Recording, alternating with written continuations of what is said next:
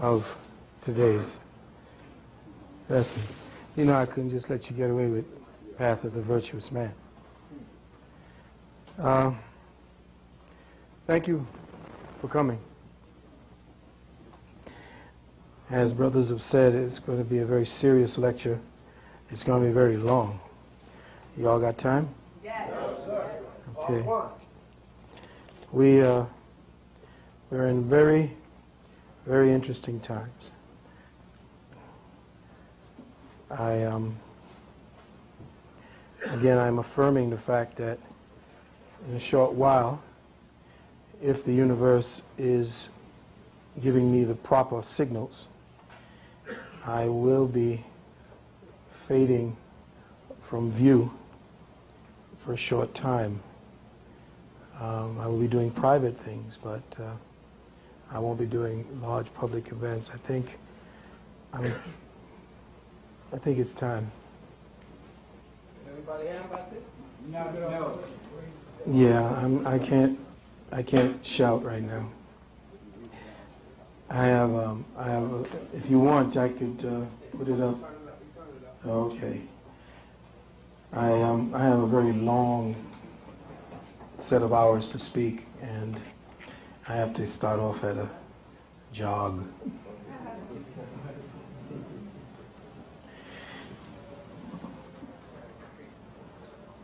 First and foremost, I want to thank everybody here for coming out.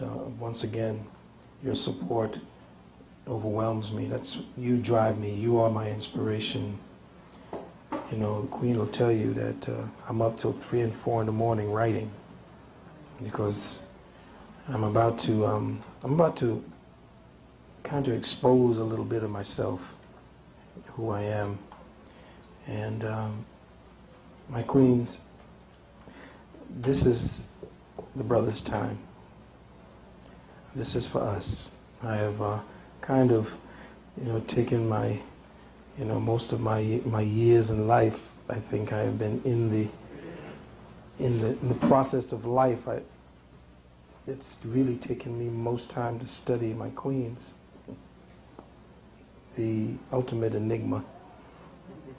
And so now I feel as I'm closing out this cycle, I think it's necessary for me to start dealing with the warriors, the young males. And I'm going to start putting down as much emphasis on the problems that the young brothers are having as I have done with the wounded womb, and what the wounded womb actually meant. I'm still finishing the wounded womb. I added about 100 pages to the book, revamped it, brought all the information up to date, and it's still in sync, and soon I'll have that out. I put together this particular program with the hopes that there is a level of attention that I'm going to need from you, and a level of participation. A level of participation that I'm going to need from you. This is going to be a collective endeavor, a collective effort. And I'll let you know the time when we're going to kind of open the floor for us to speak on certain things. And we're going to begin with the ultimate question. And I'll wait to give you that. Meanwhile, the formal name of this particular lecture, when you're going to make the labels, my brother, is Gendercide. Gendercide.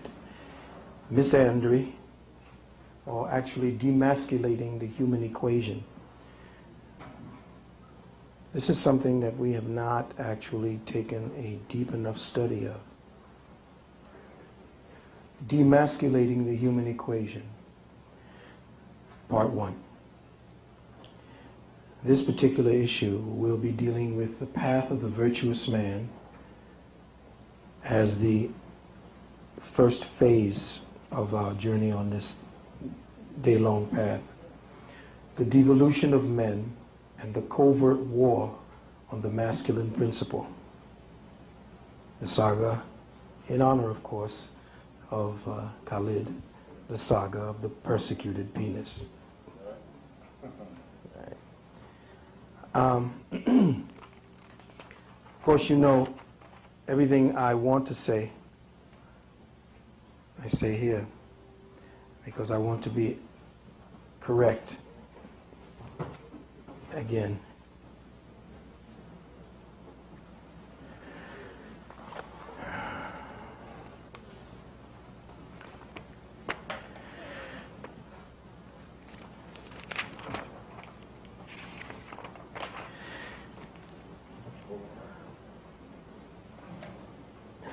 First and foremost, I would like to thank my family, my children, Shamika and Amen, for taking this journey with me as my children this life around. I wish to thank Nalani for also joining me on this life path. To Sister Medina for all her love and incredible support in her research. I'd like to give thanks to Brother Sarnetta and Brother Big Man, soldiers, foundational soldiers in the community who are out there all weather, or at least in the best weather they can actually find, to pound the pavement, street warriors, to pass on the information. I would also like to include in that rubric Brother Shabazz, Brother Chris, Brother Black Dot, and all the other soldiers that I may not have named out there, speaking the truth to power. I'd like to thank them for taking up the standard when they did and moving it forward in our journey toward collective enlightenment as a people. I also would like to thank Brother Marvin Chambers and Sister Karen Chambers for their support in what we are about to do for the brothers and for the sisters in our community. You'll be hearing, those of you who, after we have made our sabbatical, after we've come back, those of you who will return to join us, will hear more about Brother Marvin Chambers, and that will be pretty much on the masculine side. To Brother Nkosi Gray and to Ladybug Mecca, all my love, and to Brother Nkosi Kimati and his mate for all her support. I'd like to thank Brother Lester for cranking out my tape products. I'd like to give thanks to the brothers of the Soul Brothers Boutique. I'd like to, if you can, give a great round of applause to all of the names that I have just mentioned, because they are so profound in my life right now.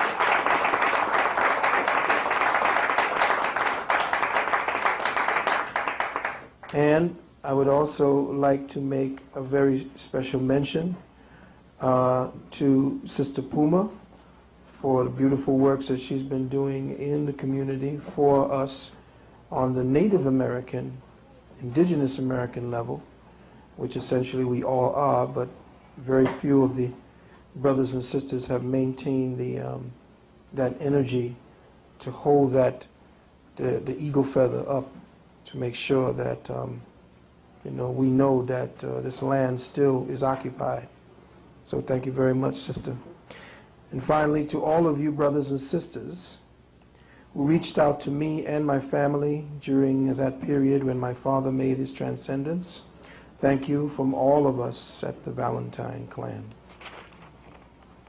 First and foremost, I would like to mention some books that I think is worth reading to the brothers, as well as to the women. Just because I'm focusing on the brothers today, as I was focusing on the sisters before, doesn't mean that the sisters can't participate.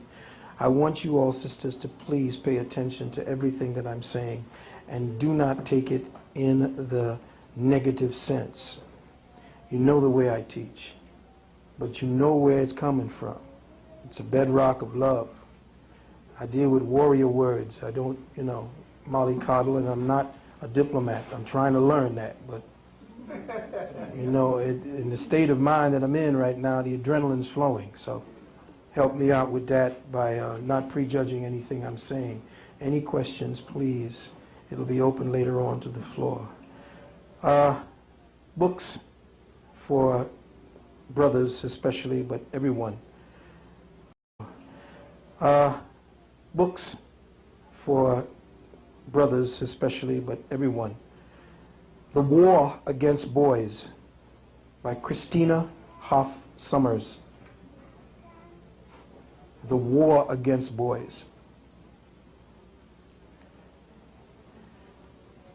The Decline of Males. I want you to see all these titles. And I want you to listen to what they're saying. Because we are in battle crisis. You understand? The first line has been breached. And the home front, especially the soul front, is in danger. Heterophobia.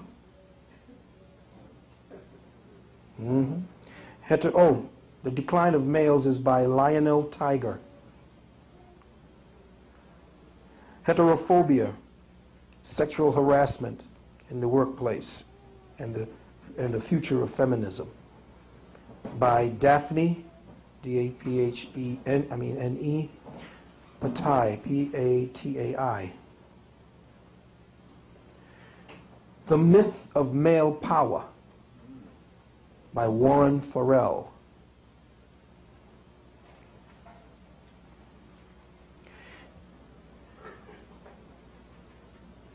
When She Was Bad, Women and the Myth of Innocence by Patricia Pearson.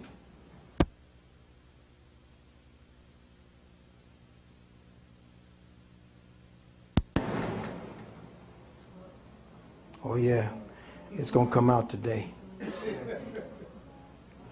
Sick and tired of all the television programs and movies put out about abuse coming from only one sector of the society, perception-wise. In fact, the statistics are completely the opposite. They are 50-50 at par. And you will see what is being done about that. Abused Men by Philip W. Cook.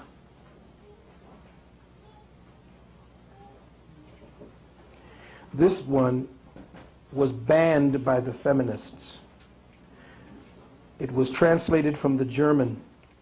It's called The Manipulated Man by Esther Vilar, V-I-L-A-R. The feminists went on an all-out attack against this book. I suggest you get it. The Manipulated Man by Esther Vilar. Another book by Warren Farrell called Why Men Are the Way They Are. I know every woman will want to run out for that one. A lot of people have accused me of not giving you books. I think I've given you hundreds of books over the time that I have been doing this. I think. So I'm just fulfilling that. Another book by Warren Farrell, very interesting title, and I don't know how to do it because I just scanned it. It's called Women Can't Hear What Men Don't Say. And that has huge ramifications when it comes to how we communicate.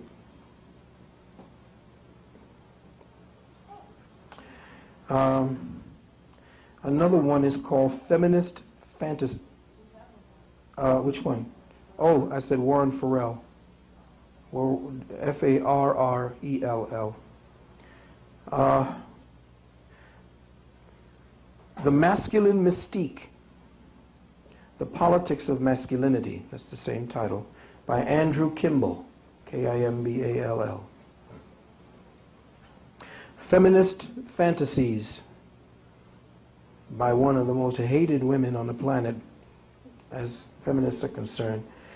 Kind of misguided in her understanding of history. What's the title? It's called Feminist Fantasies. Feminists hate this woman. Her name is Phyllis Schlafly. Phyllis Schlafly, S-C-H-L-A-F-L-Y. And these are written by women, by the way. Domestic Tranquility by Carolyn Greglia, G-R-E-G-L-I-A or A-G-L-I-A, I'm sorry. Yeah, Eglia, Greglia. And one that really, another book that was actually banned by the feminists, Prone to Violence, by Erin, female's name is Erin, E-R-I-N, Pizzey, P-I-Z-Z-E-Y, foreigners. Let me see, there was others that I was actually going through in my catalog. Spreading Misandry, M-I-S-A-N-D-R-Y. That, they talk about misogyny is hatred of women. Well, misandry is hatred of men.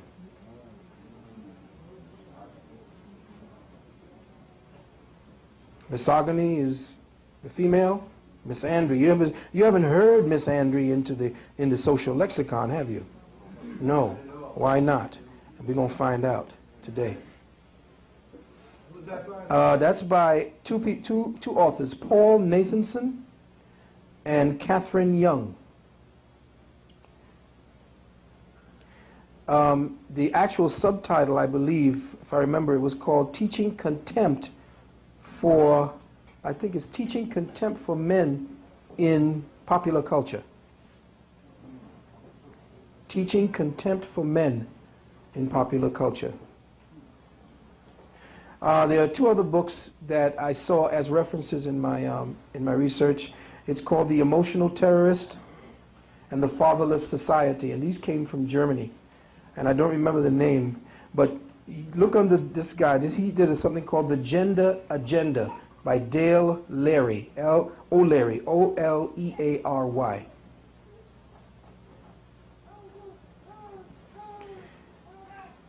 Now, if you all are interested, and I'm going to put it down here, I suggest that you take this number down, because I know this is something that is going to be very delicate to talk about as far as men are concerned. But men are abused at the rate of 46% in this society. You don't see the statistics. Men are afraid to retaliate because we're going to discover what has been done in this society to emasculate and demasculate you. When I talk about these in private, because most of the times as men, we want to give you as women the sense of security to be with us, or else your own instinct and nature would not want to be with us. So we have to constantly maintain whatever kind of testosterone radiating energy that would make you feel secure and thus make you feel like you want to be with us. So when abuse is actually spoken about, it kind of takes men down 2 notches. So this is something we speak about in private. And I have seen them and I've heard about them long before it's now becoming popular, and I intend to make it popular, that men are not what you think we are. And what is happening is that I don't see enough or hear enough of our black men or black women speaking to this situation, because the atmosphere has become so feminized, it's not PC. But there is a domestic abuse helpline for men, by the way, and I'm going to get out there for you. And it's 1-877-643-1120, 643-1120, 1-877. Now, with all that out of the way, I want you to understand that this is not just simply going to be about us talking about abuse. In the first half of this, I'm going to be speaking directly to us as men, and I'm going to really request the empathy of the women in this, so that you could see what your sons, your fathers, your brothers, your nephews, stepsons, godsons, who we're about. We always extol you. It is in our nature to provide and protect for you. So what has happened to us? What has happened to us as men?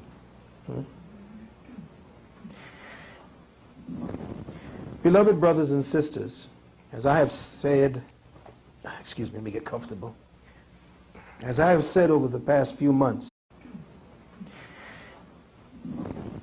Beloved brothers and sisters, as I have said, excuse me, let me get comfortable. As I have said over the past few months, I have reached the point in my life when the Spirit has again given me instructions to ready myself to undertake a new direction in this stage of my life. And as these instructions become clearer, I find myself seeking to clarify a few things, paramount of which, what, as an indigenous man, will be my role in the uncertain future of my world, my community, and my family. And what must I become to manifest the best example of a man for everyone concerned? I've decided to forego certain planned lecture topics of the present and instead take up a subject I had planned for a future book. A vital, crucial, critical topic concerning my gender brothers. A topic I am sorry to say and humbly willing to admit I have long overlooked. This subject is a work in progress, a book of evolving notes to myself, about myself, evolving words attempting to match the evolution and ascendance of my own evolving perception. I dedicate this specific or particular title, again, to my father and all the men of my bloodline that preceded me, and pray that as they look down to guide me from the astral realm and the ancestors' realm, that they see in me the culmination of the best they may have discovered in themselves while they were in the flesh. I want them to see as I see when I view with pride my sons and my daughter, that the bloodline continues to transcend and will continue to do so long after I have left them. That said, I now expand my dedication to include all of the women in my life and the lives of those men who seek a higher threshold of perception as men, but have heretofore been frustrated by this society's government and the feminist disease called equality that has done more to derail the potential for true health, happiness, and harmony in the black community over the last 40 years than the last 400 years of captivity and all the AIDS viruses, TB, high blood pressure, police murders, and drugs, because up to now we have not recognized as a people the subtle, insidious forces orchestrating our chaos. What I have come to define as the metaphysics of oppression. So as I approach what will be the 7th year of this cycle of my sojourn on the metaphysical teaching path, I consider it fitting that I call attention to the 7th Hermetic principle of existence, the principle of gender. I feel that it is not only fitting but terminally crucial because the metaphysical war against humanity has been prosecuted by the archons through a systematic attack, perversion, deconstruction, and disfigurement of the archetypal templates of cosmic law as they are articulated through the words of our ancestors in the 7th Hermetic principle of existence in the Kybalion. Chi, Balion, Chi, Ba, Chi, the soul, the Ba of the lion. This universal energy of the soul as it manifests through the lion fire of the heart. With the destabilization of the preceding 6 principles, the 7th and final resting place of universal intent as manifested in the bipolar duality that is man is in a terminably inevitable state of disarray. The principle of gender, the 7th principle, has now come unraveled. Cosmic law is now interfered with and interpreted through the dictates of the insane. Liberals who hold a kernel of truth profess to own the whole damn cornfield, as do the conservatives. And we live in the middle of a forced choice between the two, not realizing that the same puppet master maintaining control over our lives does so by controlling the deeds of the philosophies of both. So, what are we doing and what are we going to do as we analyze the metaphysics of oppression? What are we going to do? I'll tell you what we're going to do.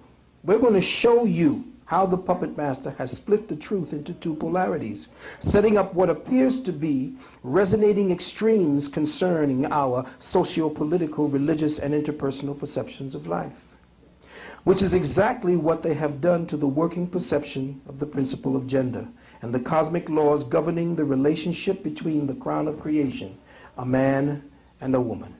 But first, by popular request, a few bulletins dealing with the black news. Welcome to the Dark Matter Think Tank.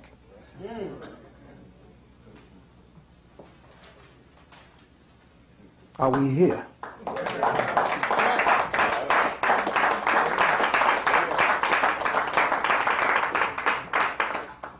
Today, those of you present should consider yourselves visiting fellows to this auspicious gathering of metaphysical and intellectual masters. Item, new movie, Blackjack, needs scrutiny.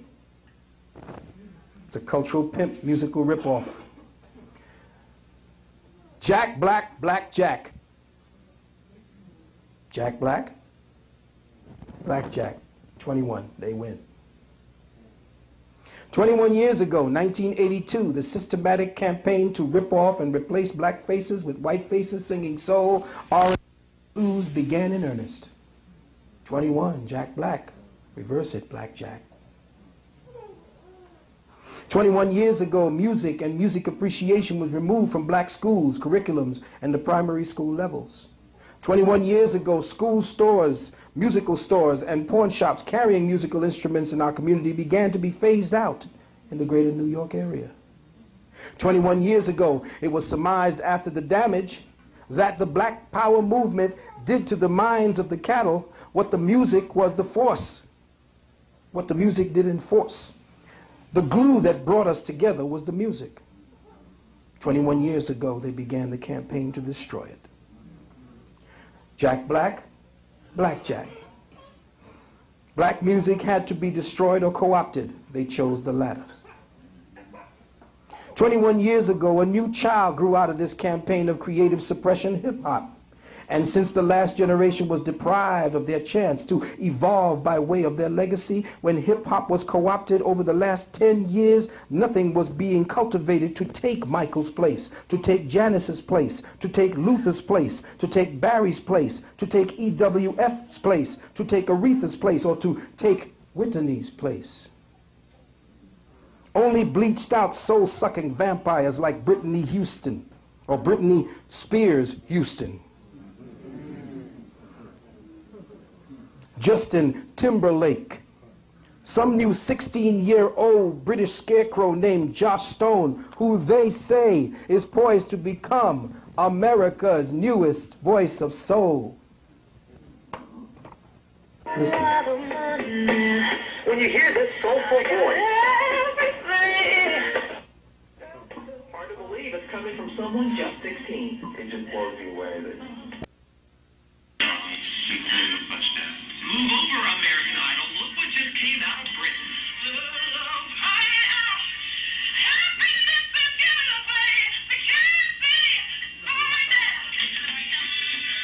It's not just that Josh Stone can sing like an old-time R&B artist, but some of America's most famous old-time R&B artists have been drawn to her. She's kind of an anomaly in the soul game because, of course, she's British and she's white. I understand it. You have to come from a certain place. You have to be a certain color or like a certain person. Josh has the looks of a pop star like Britney, but a voice that hits the notes more like Whitney.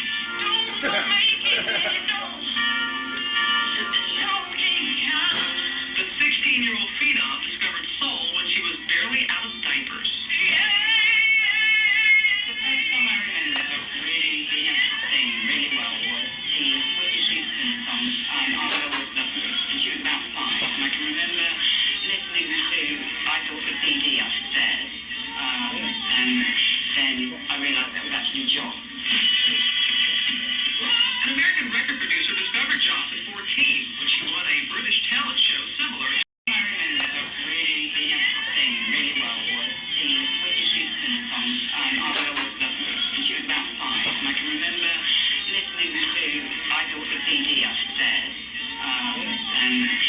Amy. I mean, that was actually Joss.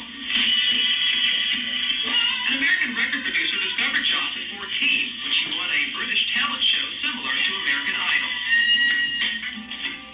To truly tap into her soulful sound, Joss teamed up with a roster of veteran 70s R&B stars, including Miami soul pioneer Betty Wright. She has a good feeling for this.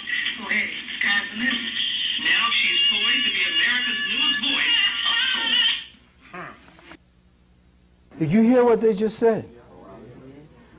Oh, I don't think you heard. I don't think you heard what. Betty Wright. She has a good feeling for this. So hey, sky's the limit. Now she's poised to be America's newest voice of soul.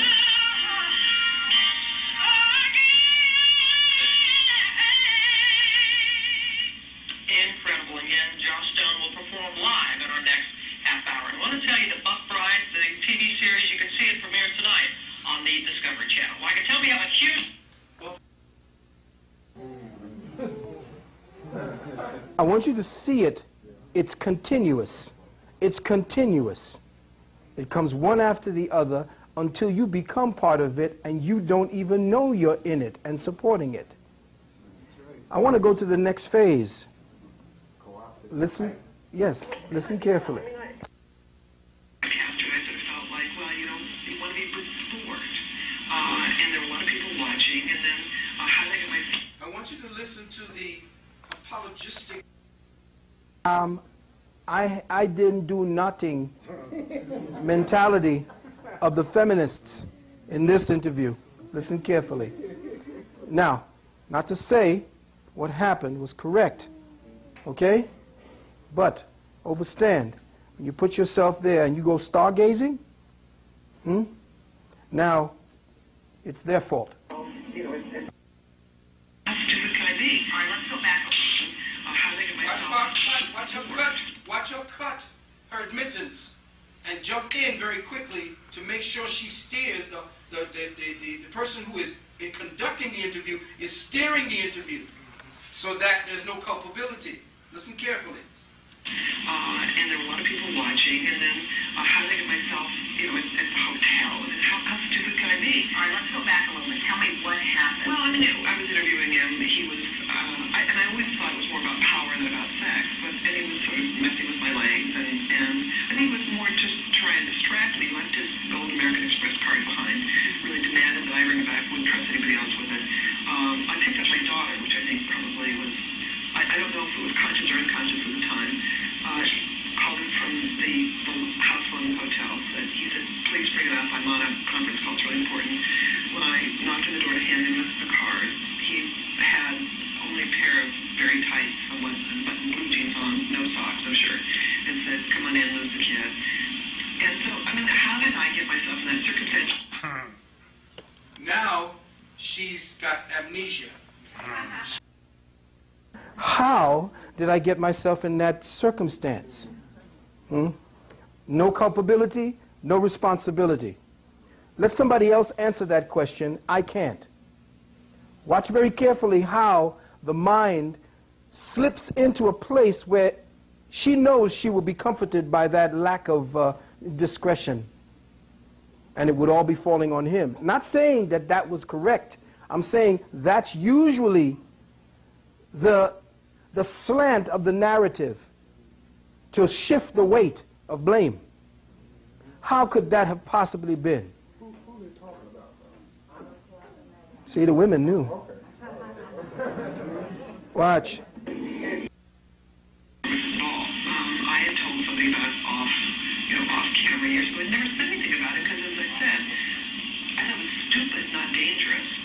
And the reason I said something about it, as again, I didn't say anything about him in particular, is I was on a local RWR's morning show, and they woke me up and said, "Will you talk about this?" And I said, "No." We went back to sleep. And they called and said, "We're going to go with it anyway. You might as well be here for clarity." And I said, She don't want to talk about it.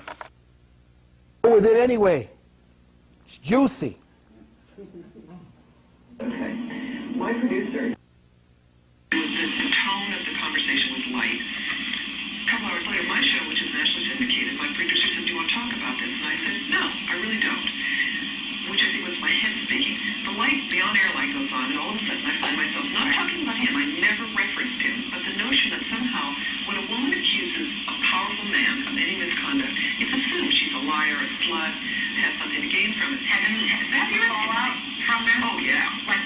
Well, it's really interesting because my point is, listen, somebody has got to protect women who feel that they can't speak out because of reprisal. Now, as Experienced it the other way. As soon as I've seen it in the media that when a woman accuses a man, automatically he's fucked. How did she now switch it around to make me, or at least make me want to believe that as soon as you accuse a powerful man, that somehow she's a slut? That didn't get to me. I didn't get that around. I knew he must have done something fucked up if all these women were coming around. You see what I'm saying? But she had to make sure that the slant of the narrative was on the female side. Understand what's going on, brothers and sisters. It's been a storm that I just couldn't have anticipated. What's been the problem? People calling your show? Calling Part of names? it, well, both. The first is that when I went on the air about it, an outpouring of women just being frustrated and sad and confused and angry. How could this happen? And at the Happened.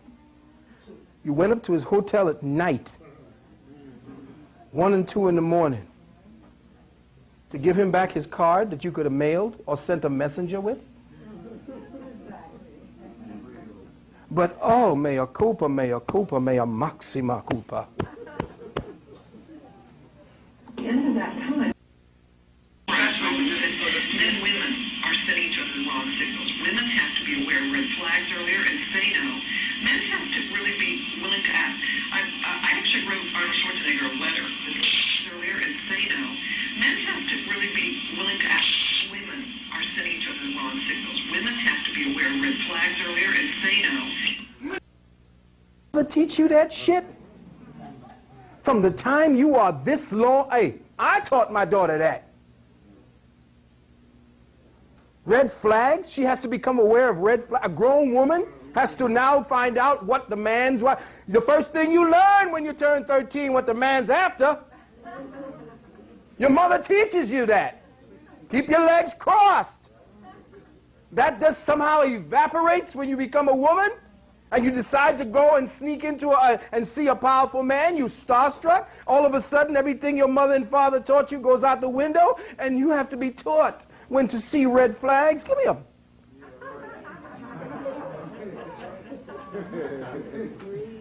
Excuse me. I actually wrote Arnold Schwarzenegger a letter that said, whether you're governor of California or not, this wasn't ever about you. You've got daughters. You, more than anybody else, could help people understand. There was a study done about 10 years ago where they showed both men and women a picture of a smiling woman. Women said, oh, she's friendly. Men said, she's seductive. Well, it's that basic. And yeah, there have been, people have been yelling at me, why are you doing this? Why didn't you say something years ago? And I went to a party and I was going to put on this cute little dress and I thought, everybody will think I'm a slut. Wait a minute, what's that about? Well, let me ask. Crotch cutter dress. It's cute. To whom? When you go out in clothing that pollutes my visual environment to arouse me. Women don't get dressed because it's cute. Women get dressed to attract. This is bullshit. This is that cognitive dissonance that women tend to have when they do not want to assume responsibility for what they are doing. It is your fault if part of my pubic hair is showing from under my skirt.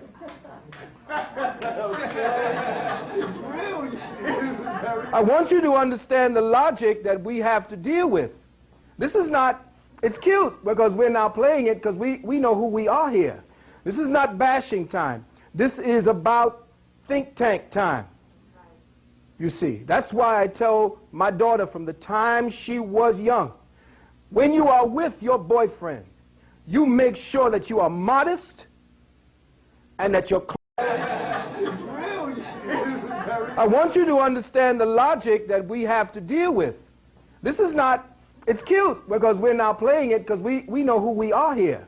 This is not bashing time. This is about think tank time. You see, that's why I tell my daughter from the time she was young, when you are with your boyfriend, you make sure that you are modest and that your clothing befits what I trained you as, a young lady and a young woman, because that young man has his own internal dictates to protect you with his life. If you are doing something that endangers his life because you're wearing something that attracts attention unduly by some lowlife, you put his life in danger trying to protect you.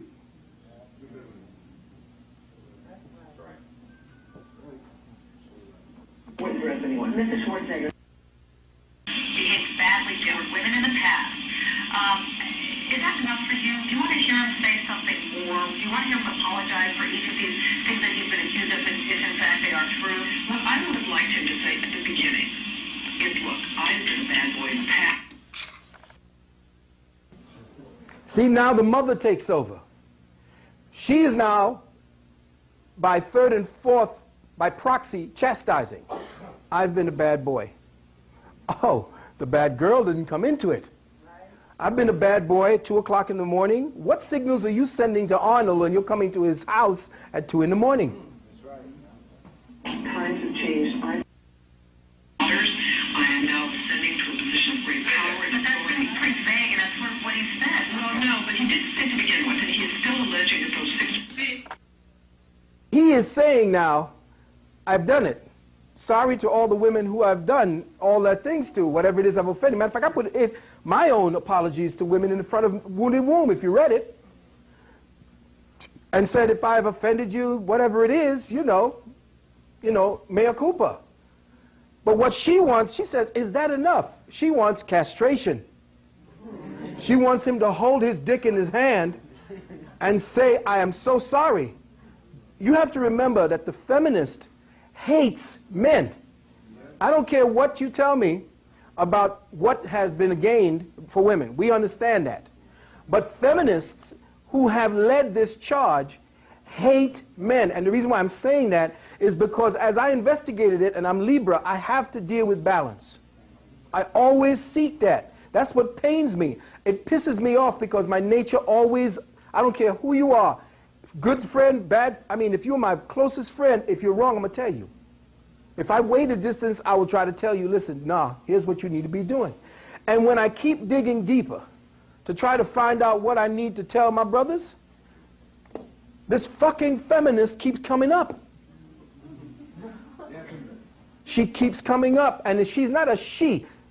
I'm calling the energy a she, or an it. We're going to investigate that. It's not even that.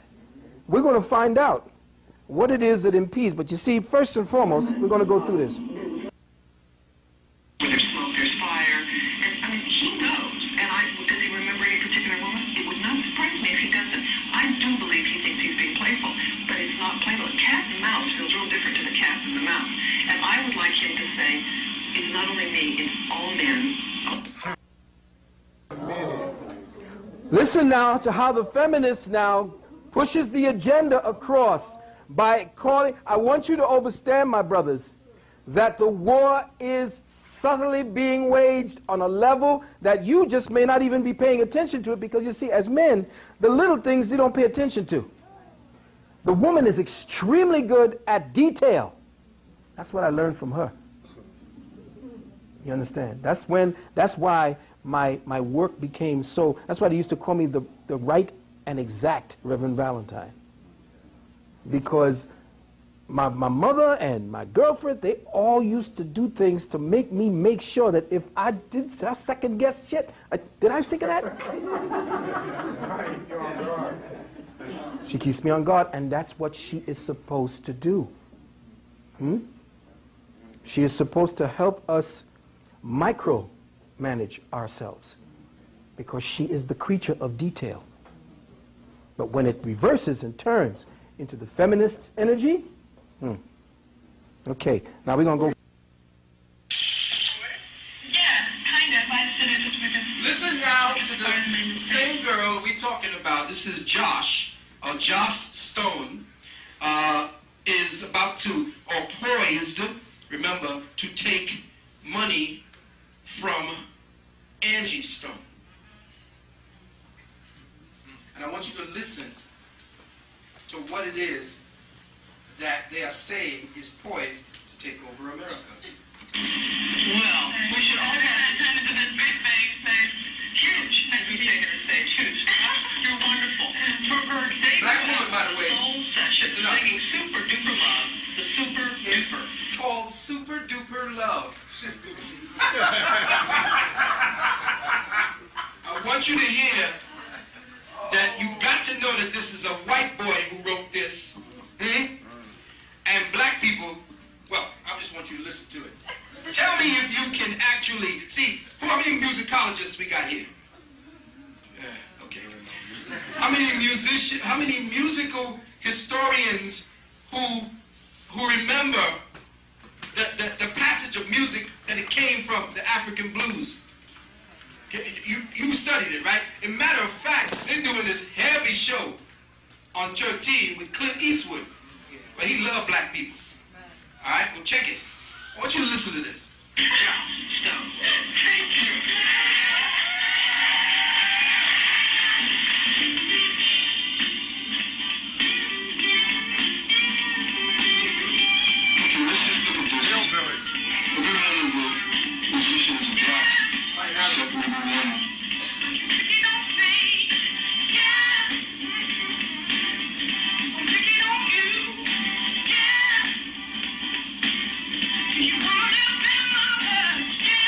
What era?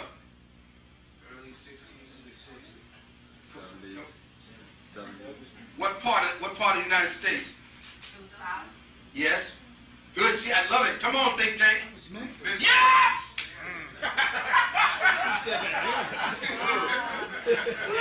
I was looking at Jews when they came to town, but they said Motown sounded like Mikey's. Wait. I want you to hear now. What's her name? Carl Thomas? Joss Stone. What's she singing?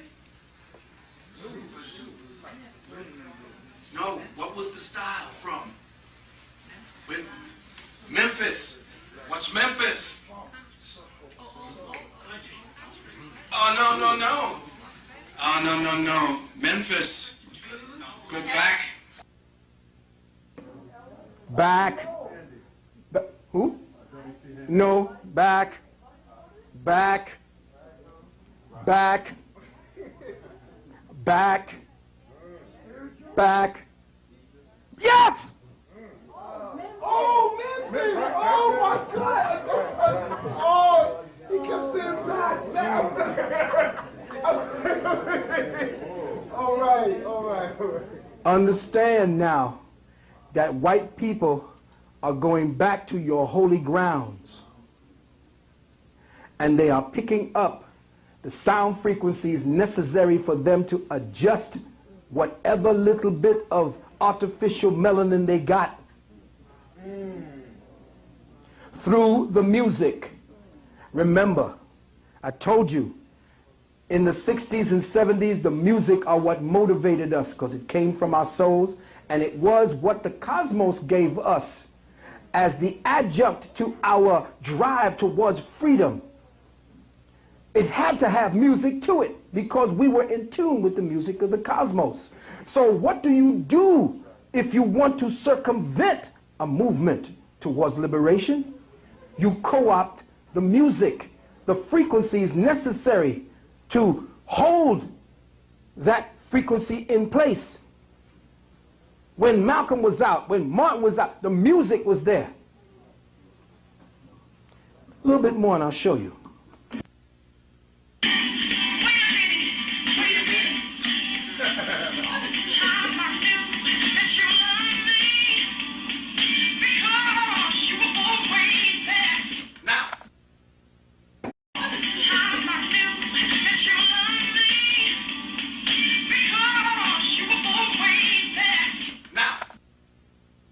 Come on, historians. No. Yeah. Yeah. And yes! I love this crowd. Dark Matter Think Tank. Say, oh! Yes! I know, brother. That's why we're here. Carla Thomas. Her father used to sing, "Do the Funky Chicken" now. Rufus Thomas. Are you getting the idea yet? Are you reading the metaphysical blueprints? I keep telling my brothers and sisters, pay attention. Pay attention. Okay. We got the analysis. I want to move forward to something else. And I want you to listen to this very carefully. This is the black news. We ain't even gotten into the, what do you call it yet? So y'all just hang on. I know you're all here for a while, I hope. Good. Good, very good. Well, it's all very playful, yeah. So was the tiger. Okay. My prosecutor and lawyer, and so my question is, when women come forth and say he groped me, and granted it was all very playful, yeah, so was the tiger at Siegfried and Roy, but when they say they were groping, how can you prove that? I mean, if you don't have videotape, how can you prove that you were groped? Sometimes people say, well, I don't have any evidence. I can just testify about. Well, that's evidence. I mean, somebody saying this happened to me is, the legal jargon is direct evidence. So now, just word. It's good. Okay? I just want to go forward, and I want to deal with a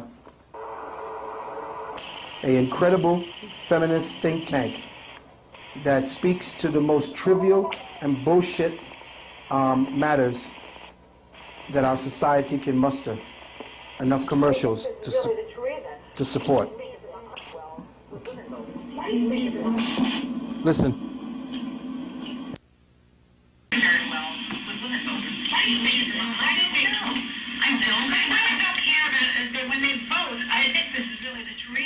When you vote, like with Clinton, the same thing with Clinton. They're interested. Are you pro-choice? Are you against guns in the schools? Are you for education? They vote for issues like that, and they can overlook this obnoxious behavior that the president had and that this guy's doing. Why do you believe? Let's say the stories could be lies, but some may be true. But if you're a woman or a man and you believe them, that wouldn't impact at all on how you vote for somebody. Well, I think that depends on the choice. Arnold is more liberal to me than most of the candidates running. He's that liberal position. Very moderate. And women tend to vote like that. You know what else? I think women are much harder on other women. I think we judge other people's behavior by our own behavior. We like to stand in their shoes. So we assume they're liars? Not so much liars, but we'll do things like, we saw this in Anita Hill. We saw this in Paula Jones. We saw this, and we see this in a lot of cases where women make accusations. Women say, well, I wouldn't have gone in that room. I would have reported it a long time ago. I would not allow somebody to come and put their hand on my behind. Women do that a lot. A lot of these women were just standing around minding their own beeswax, and he came around and touched them in different places. So I don't think that women are not unsympathetic to those women, because, they could be standing there too. I don't think that's the issue here at all. But then that person might say, well, why didn't she say something then? Right. But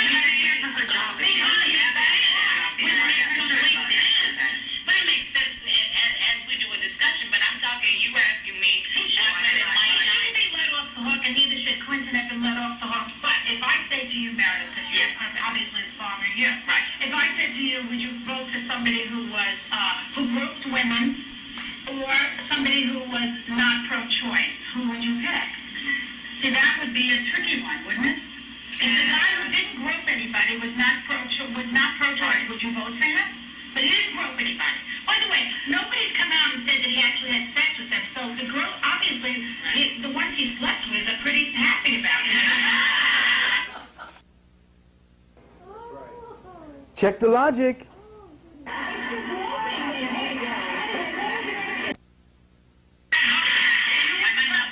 Non-vote would be a vote. I know, but I have a conscience too, so I don't know what I would do. I mentioned before the three most dangerous words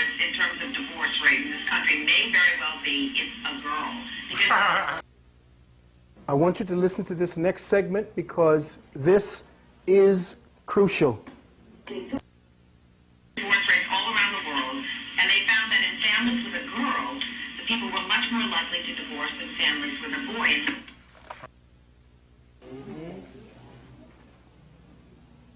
Did you hear that? Listen carefully again. The more girls you have. Yeah, I figured out. I thought I was always daddy's little girl. But apparently, well, the estrogen in the house. But maybe, what do they mention? I don't know. No, what's amazing to me by that study is that if I had other boys, I'd still be married. Did you just hear what? If she had a boy, she'd still be married. We got it. We got it. Thank you. That the father would rather stick around for a son than a daughter, or that they're scared that the boy can't handle a breakup as well as the girl can, that she's emotionally stronger than a boy. I don't know. They're saying now, they're rationalizing why a man leaves. All right? No, the girl can stay with the mother. The mother. The girl takes baths with her mother. They groom each other. They're like little monkeys together. All with the daughter. It's not like that. That's not true. Well, you don't take baths with your dad. We don't take baths. Different connection. Yeah, but that's a huge. This is the only one that ever. This is the only one out of the group said anything. It was the big, huge black woman. You have a great relationship with your dad. You know your now.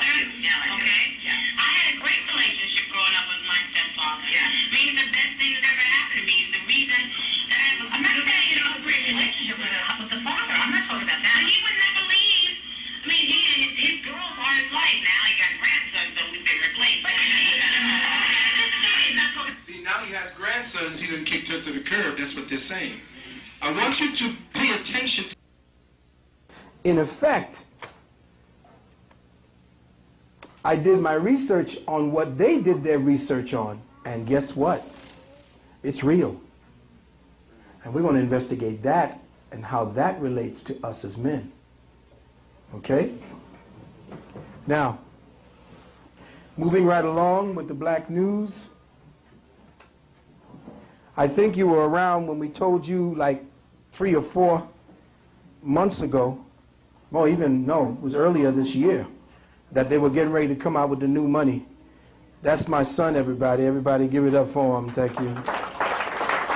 And his lady friend.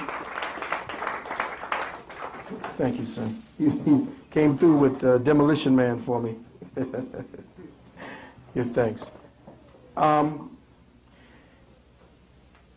I know that we told you what was getting ready to happen. Now, here's what the deal is, everybody. I want you to get ready.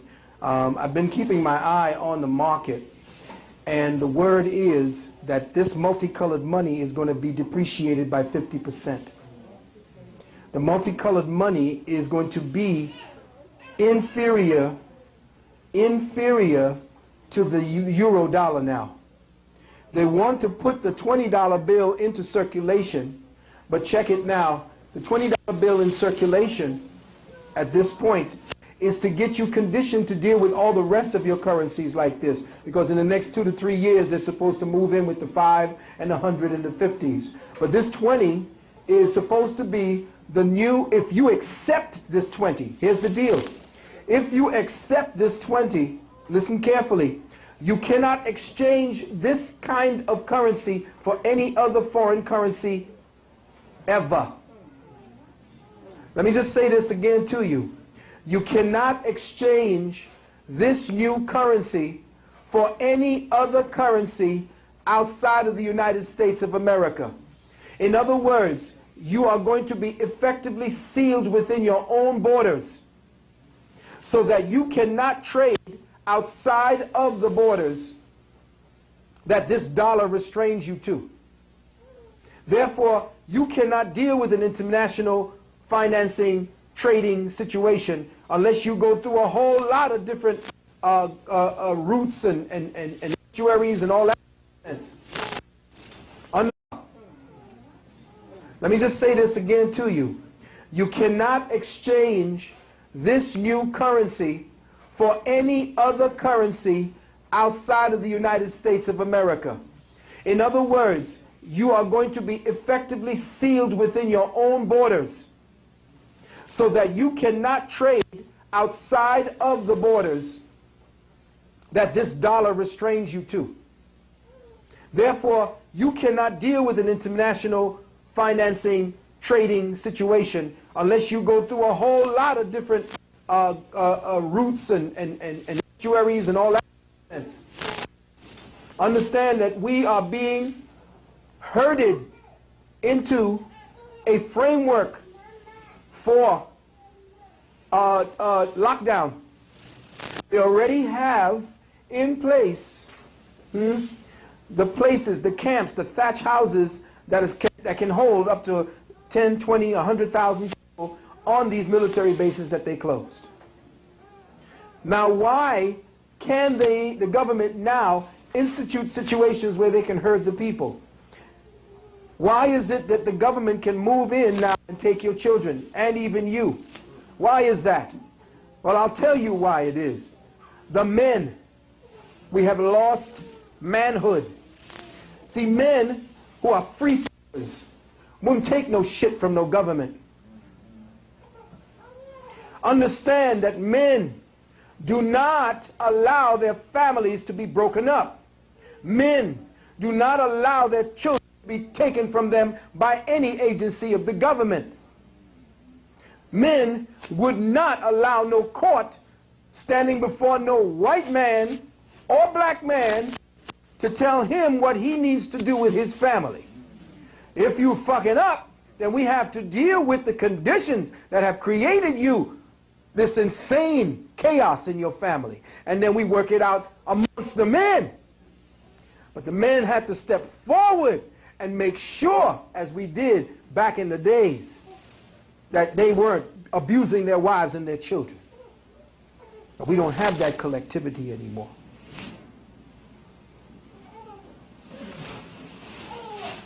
There's a commercial currently running on TV right now that I don't think that y'all heard. It's called The Enforcer, where they got the woman enforcing the law for her young son to not take drugs. She's the enforcer. No, she's not the enforcer. His father is the enforcer. I remember when I was coming up, whew, wasn't no shit in the house. All we need to hear was, wait till your father gets home. You talk about the quiet of a cemetery. You walk like a monk, head bowed, cleaning dishes when you weren't asked to clean dishes. Order was struck by the presence of a man. And what about the Taliban women 2 years after this madness? Freedom, emancipation. We're going to get rid of them Taliban because they're torturing their women. Well, we didn't tell you what the Taliban did. See, all their women were out there whoring and scoring and prostituting. They were teaching Western American ways. The women had jobs. The children were running in the streets. They were crazy. What would push men to do that to something so precious to them as their women? Unless it must have been something as a last resort, something crazy. And they had to be insane to do what they did. But there was insanity in the whole culture at the time. When the Taliban took over, they got rid of the drug trade. They got rid of pornography. They got rid of every goddamn thing that reminded them of the Western white man and his woman. And who were the first to tell us about the Taliban? Feminists. They came on there all in their Hollywood style and stood up and said, these women are tortured. They can't even go to school. They can't even drive a car. But what the fuck are we doing? We going to school and we still dumb. We still stupid.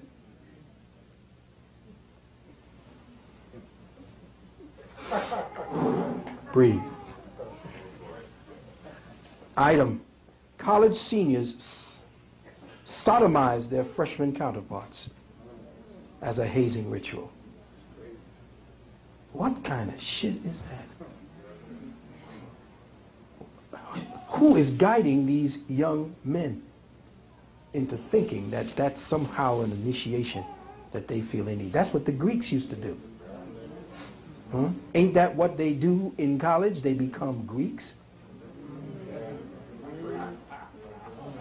Huh? I keep telling them brothers who wearing them goddamn brands on their arm, who going in there to pledge Greek, cider, fighter, biter, and all that dumb shit. Open up a Kemetic fraternity. Start calling on your ancestors' names. I know what that Greek shit is. That's that boule conditioning. They're getting you ready to take care and become the front line defense against us for Rockefeller and the rest of those snakes. So they get hold of your children very early to find out who the intelligence ones is. That's why I snatched my son out the school system. Bright, finished school before he turned 16. Right through. Was taking the so-called, what do you call that test that, yes, no, not the SAT, the thing to get his high school diploma, the GED. Went in there, everybody was over 40. He was the only one there 15, 16. Yeah. And he got 3 wrong. 3 wrong in both the math and the English. That's him right there.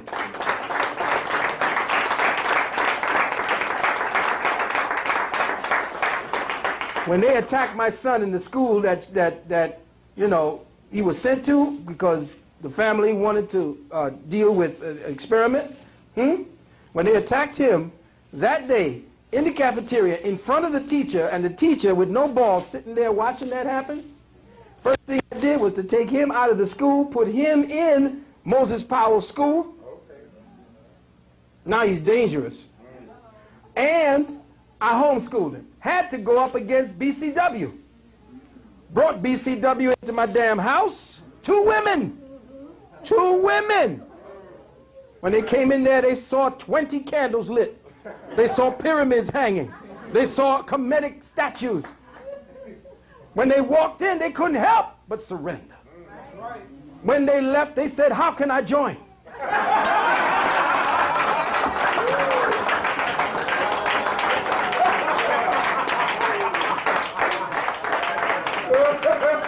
That's what I'm talking about. You see, when the magic, when we know who we are and we profess it. And the thing about it is, when they came to the door, they were all brass and what do you call it? Just told them, "Go get your father," and all this kind of crap. And he was taught to be very straight with his elders and so forth. Sat us down in the middle of this circle that I got him in, and you know I powered that circle before I sat him in it. Sat him in the circle, and she started talking to me. I said, "You don't have to talk to me. Conduct the interview with my 14-year-old son." I said, "I ain't got nothing to say to you all. If I got something to say to you all, y'all be pissed with me." So they conducted the interview with him, and he blew their minds. See, they didn't know that when he was 7, he was doing calculus. Because we didn't send him to school. I sent him to Brother Kafra. Y'all know Brother Kafra. Sent him to him. He woke up in the morning doing meditation, doing yoga, doing Tai Chi. Then after all that tension was gone, he could sit down and pay attention. No goddamn candy. He had juices. He ate right. No meat, no garbage, nothing. His intellectual acuity was through the roof. He was even taken around to all the colleges to show what he was being doing. They would not fund Brother Kafra, but guess what? It's all right. It's quite all right. You understand? It's quite all right. Schools dedicated to gays and lesbians. A whole school. But I wouldn't be surprised because we got a faggot for a mayor. Cold up faggot. Now, am I cold? Am I raw? Yeah, this is raw. Ain't no bullshit here in this thing. This is about being raw. You know, if I was to come up, you heard me speak in front of large crowds before. Y'all were there. I'm very eloquent, aren't I? I don't say one swear word. Now, am I cold? Am I raw? Yeah, this is raw. Ain't no bullshit here in this thing. This is about being, you know, if I was to come out, you heard me speak in front of large crowds before. Y'all were there. I'm very eloquent, aren't I? I don't say one swear word. Only when I feel comfortable with my family. You know? Because I know that's how y'all talk. So why come up here with airs and bullshit, y'all? Now, let's move forward to Arnold. My son could do Arnold real good. He blew my mind. He left a message. Nothing. Yeah, California. Anyway, let's move on because we got to get to the meat of this. Arnold Schwarzenegger is not and has never been anything that he has pretended to be. Arnold is one of the boys from Brazil. Has anybody ever heard of the boys from Brazil? See, y'all weren't paying attention. Arnold is one of the boys from Brazil. I suggest that you get that movie starring Gregory Peck and Sir Laurence Olivier. For one to overstand this, we must do as in-depth a retrospective of his life as we possibly can, given the fact that, like Kaiser Soze, he's protected from on high by the Prince of Darkness himself. Arnold, as everyone knows, is the son of a Nazi mother and father. He has been theorized to be a child of eugenic breeding programs conducted by the Nazis in which the SS officers were mated to pure Aryan females. Thousands, and I mean thousands of births occurred. His roots can be composited by analyzing his circle of close intimate friends, like director James Cameron. Director James Cameron did the Terminator series. You ever saw it?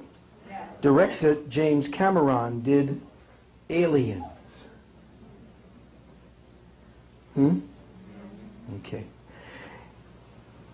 He, director James Cameron, like William Friedkin, the director of The Exorcist, Part 1, works with the CIA, NSA, covert subliminal mind control experiments that they purposefully imbued in their movies.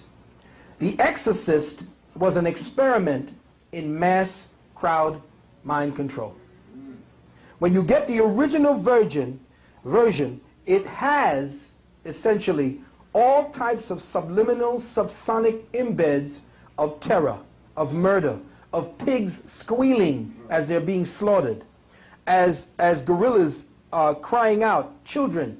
All these things were put at sub-audio level during the times of the horror scene, and that's what cranked up the horror in you. Now, they're doing it, the same thing, in your rap music. It's done in the rock music. You don't see or you don't have any control over the final product after you put it down on the tape. But after they take it and they hook it up, you are saying all kind of shit underneath words that you know you ain't had nothing to say. You didn't say those words. That's why Cameron is about to re-release Aliens. Like Friedkin re-released The Exorcist. What was that about? To test the pulse of your susceptibility to mind control.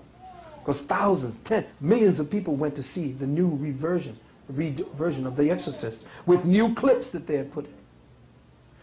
Anybody see the new Exorcist? You saw it? Did you see her going up the stairs backwards like a spider? That's a real disease. It's called tardive dyskinesia, where your body twists out of its natural shape. In other words, I could touch my back of my head with my ass. Tardive dyskinesia. And if you take the drug and you don't have it, it will give you tardive.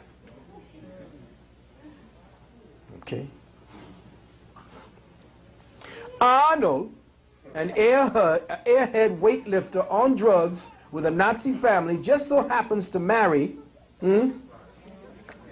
right into the Illuminati bloodline.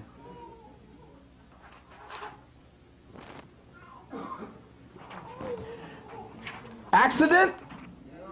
I think not. Arnold, his whole life has been orchestrated from early on. His reputation as a very ambitious man is nothing to do with it. He did not have all this much ambition. This persona was the front to cover the fact that his life was being groomed for leadership. That's why they had him study acting like Reagan to condition him for performing before large populations in the world stage. An actor essentially is a liar. Let me say that again. An actor is a liar. His job is to make you believe what is not true. So he marries the niece of an Illuminist bloodline, one Maria Shriver, John Kennedy's niece in 1886, which equals 6, by the way. Now, one has to remember that John Kennedy's father, Joseph Kennedy, now listen carefully now, we're going to connect the dots. Joseph Kennedy, the patriarch of the Klan, was the U.S. ambassador to Nazi Germany in the 1930s. And he openly supported the Nazi cause, like Bush's grandfather, Prescott Bush. Are you getting the picture yet? By working on Hitler's behalf. It was Kennedy who worked on Hitler's behalf in an attempt to not, listen carefully, in an attempt to not get the United States to get into World War II. Like Ronald Reagan, he, Schwarzenegger, also had extensive CIA and Nazi connections before even entering politics. Arno campaigned for Kurt Waldheim when he ran for president of Austria, the home country of Hitler. Waldheim was later banned from coming to the United States due to his Nazi affiliations, but was an honored guest at Schwarzenegger's wedding. Okay? He had been heard calling Waldheim Uncle Kurt.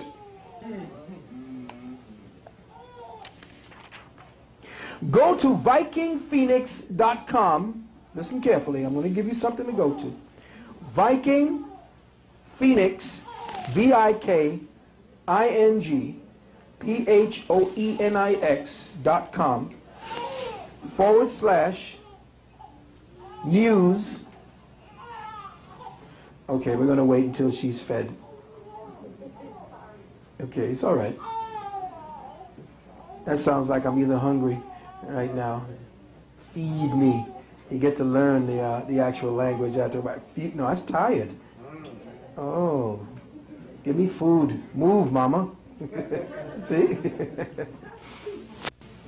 VikingPhoenix.com /news /factoids, FACTOIDS.htm. And do it before they shut down the site to read how his mother almost swooned, or always used to swoon at the sight of Hitler. Check his movie Twins, listen carefully, where you see the story of his life as a boy from Brazil. A child of an experiment in eugenics. And the movie Junior, where he played the role of both his mother and his father, and himself in the Nazi eugenics program. And check how he played both movies with Danny DeVito. Danny diminished, his complete opposite. To amplify his Aryan ego and send a message to the viewer audience that these are experiments that will be conducted in the future. His first movie brought him to Manhattan as Hercules. He gave praises to his so-called Aryan, Hun, Germanic roots, playing Conan the Barbarian and Conan the Destroyer. He showed us his superiority against the black man by defeating the alien in Predator. He showed you that he could erase from your mind. He showed you that he could erase from your mind your memory and your feelings, any reactions to his first generational association with Nazis now and in his past by feeding you true lies to distract the nation from the larger goals of the Illuminati. But wait a minute, like your girl Josh Stone made up and said.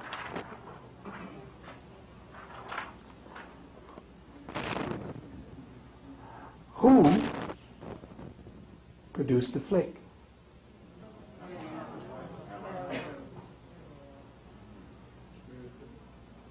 CIA. And what was the flick about?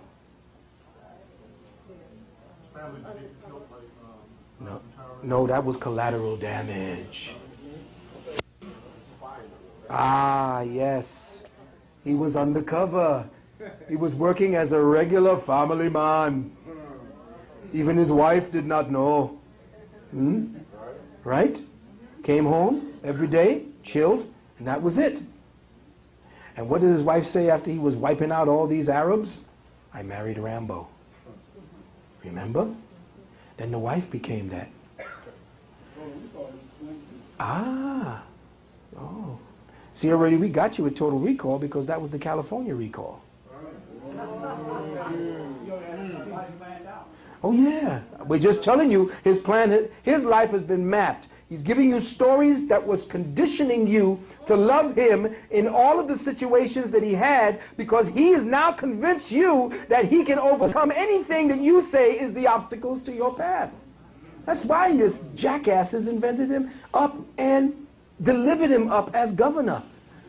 Look who they put there. They put a motherfucking midget. They put a prostitute. They put some clown with a nose on it.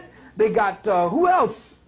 It was a circus to distract you. Perfect. Perfect.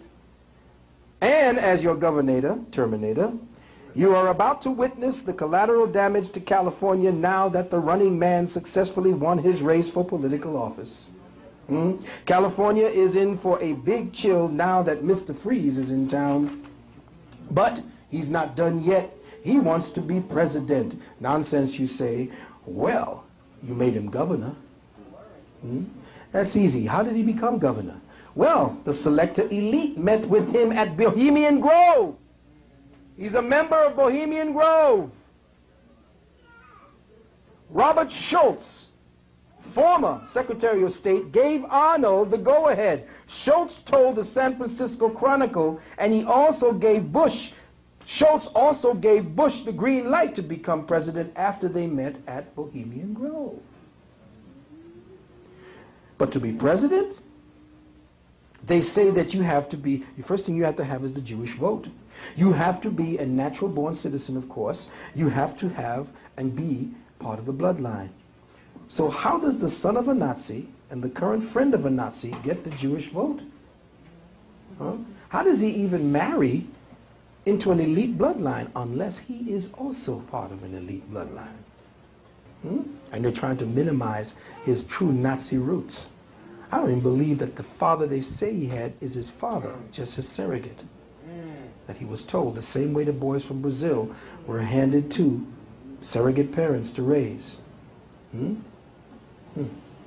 Well, here's what you do to get the Jewish vote. You pay them off. It's very simple. Every film that you make, you tithe a percentage to the Simon Wiesenthal Center. Then you get a fellow Illuminist like the director of the Simon Wiesenthal Center, Rabbi Marvin here, to defend Arno, saying he has no connections to any Nazis, or that of his father and his mother. He can't help what they were. This is a Jew saying this. Or is it really a Zionist? Okay. Big difference. Thank you.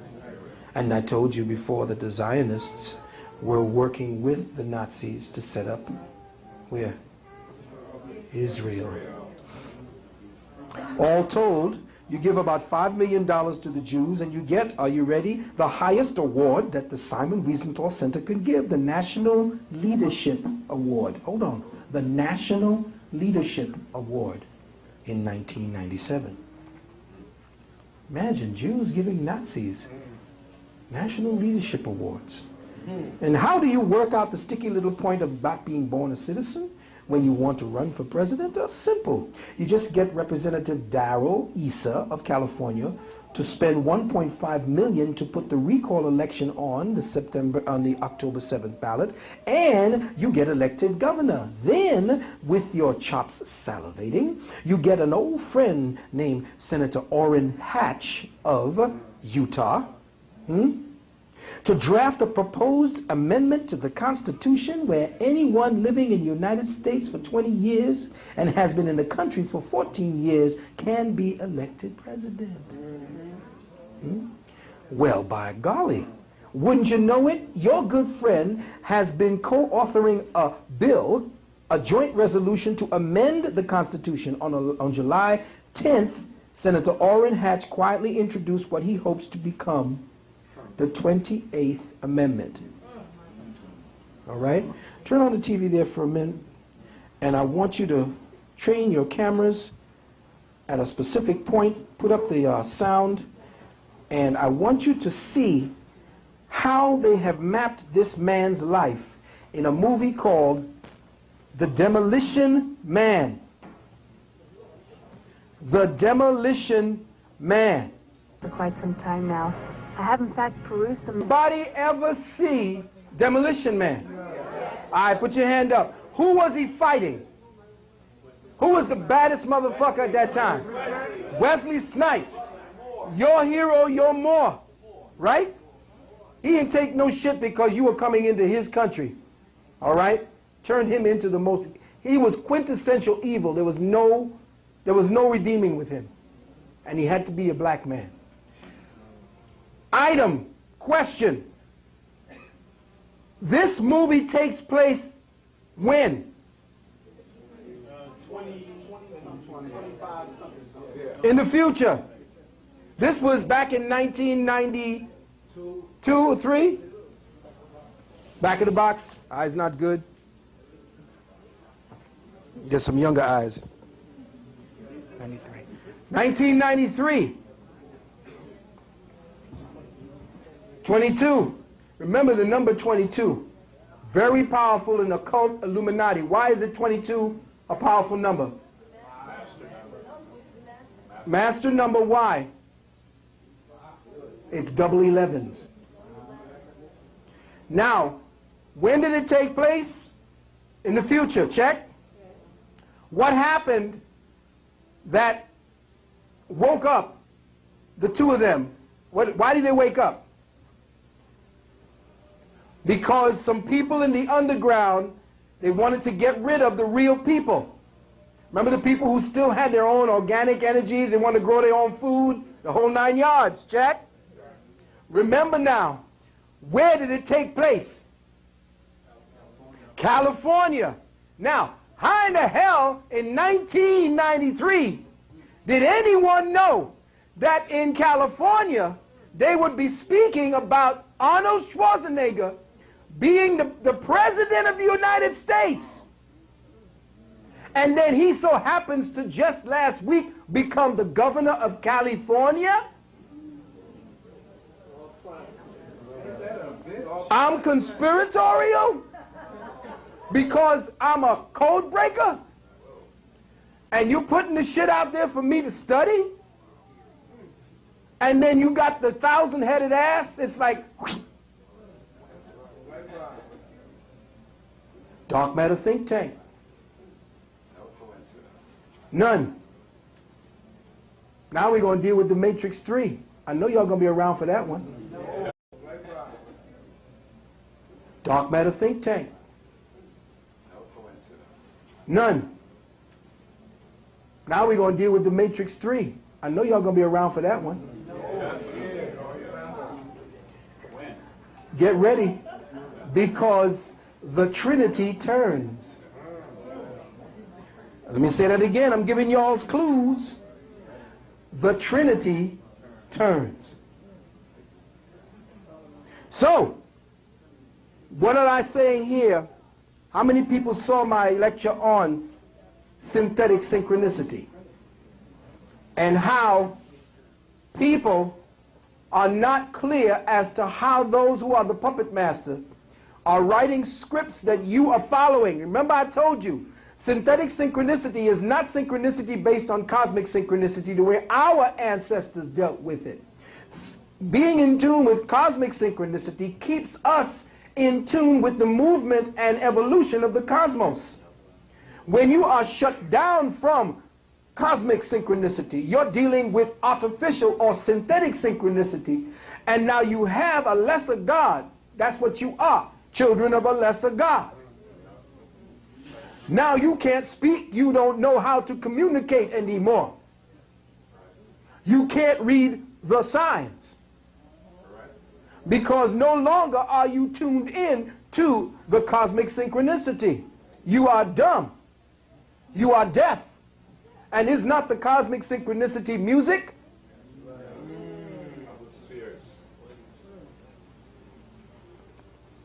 Maybe it's me.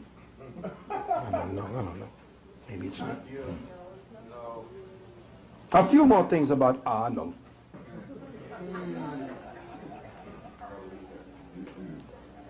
He stated numerous times in his past that he wanted to be a dictator. Veteran bodybuilders Robbie Robinson and Rick Wayne, both black, said Arnold would run around in front of huge crowds at bodybuilding meetings screaming, "Down with blacks! Down with niggers! Niggers this and niggers that!" This is Arnold. And he didn't change his name. Never changed his name. That's right. Arnold even posed for gay magazines. Well, we know what goes on up there at the Bohemian Grove now. Don't act crazy. Everyone is trying to get prints where he posed naked for Robert Mapplethorpe. Remember Robert Mapplethorpe? Robert Mapplethorpe is the gay photographer who was once posed for a picture with a bullwhip stuck up his ass. Now, let me say that again.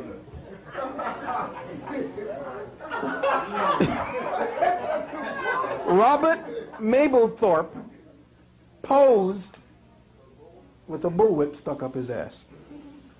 And that was art. Right. Yes. There you go. And where is the media in all this? If you don't hear about the Nazi running for a Nazi running for public office in the U.S., then there is a sanction from on high.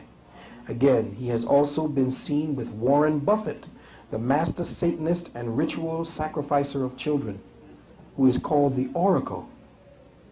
And he is also seen with Lord Jacob Rothschild. In fact, in a Reuters article entitled "Buffett's Back with the Terminator" describes Arnold and Buffett descending by helicopter to the ancestral home of the Rothschild family. And finally, your boy Arnold was there when the energy bandits stole the electricity from the people of California. Articles in Associated Press, the LA Weekly, and the LA Times reported that during the electricity drought of 2001, the head bandit, Ken Lay, met secretly with California Republicans at the Beverly Hills Hotel and gave them an offer they couldn't refuse. Forced the taxpayer to pay billions in debt racked up by the state public utilities, and threatened them that if they didn't get the people to pay up, they'd turn the lights out like they did over here. Does this sound familiar?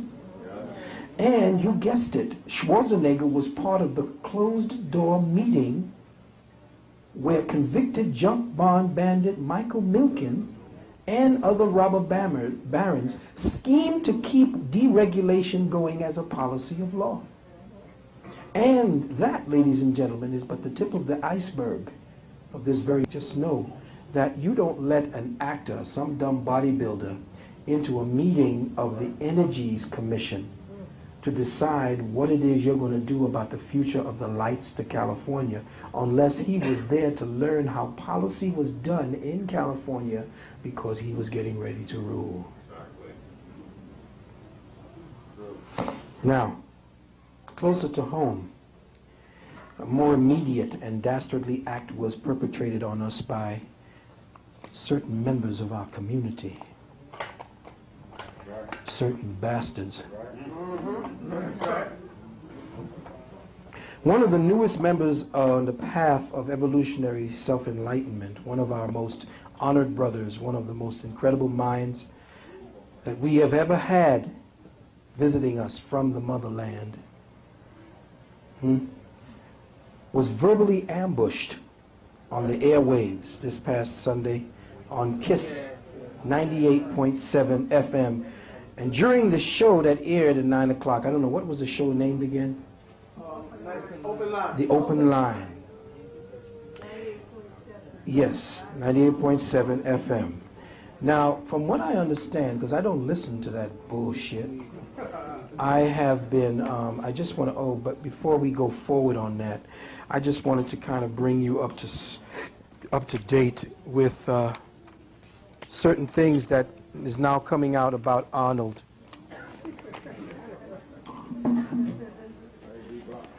I want to give you a little show of Arnold. This is Arnold. Arnold takes a toke. They busted him smoking some Chibo. Ain't nothing wrong with that. All right? Arnold is numero uno. All right? They busted him with Kurt Waldheim.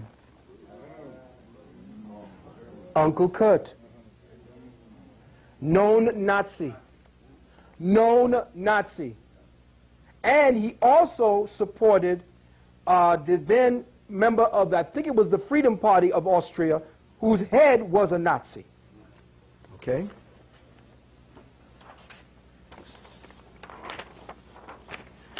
There's some cute things here, but I want you to see this.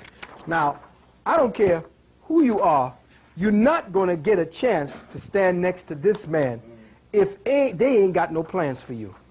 Ladies and gentlemen, there's Arnold with Warren Buffett and Lord Jacob Rothschild. Lord Jacob Rothschild, who is top head Illuminatus, who runs the Bank of the Vatican. Okay? You don't stand next to him unless they are grooming you for power.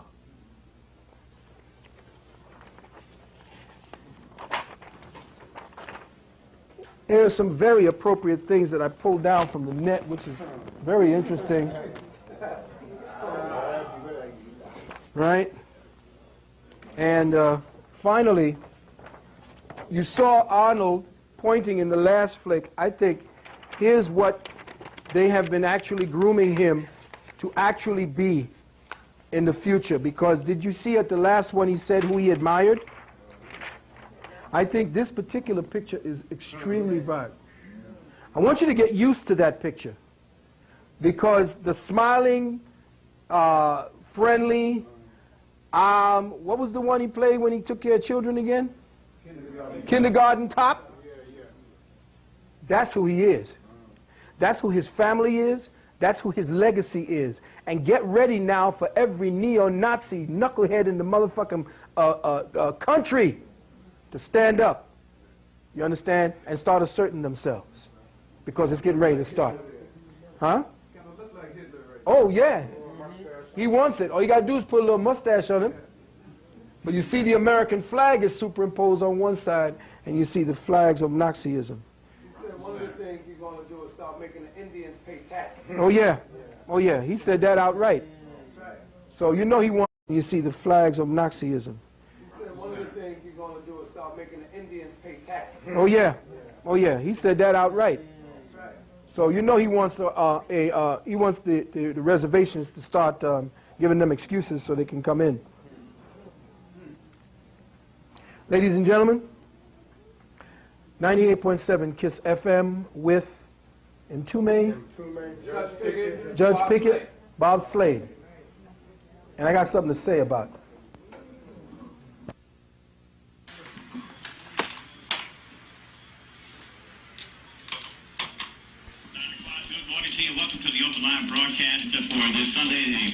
October 2003. 9 o'clock is our time. I'm Bob Slade, along with the third answer.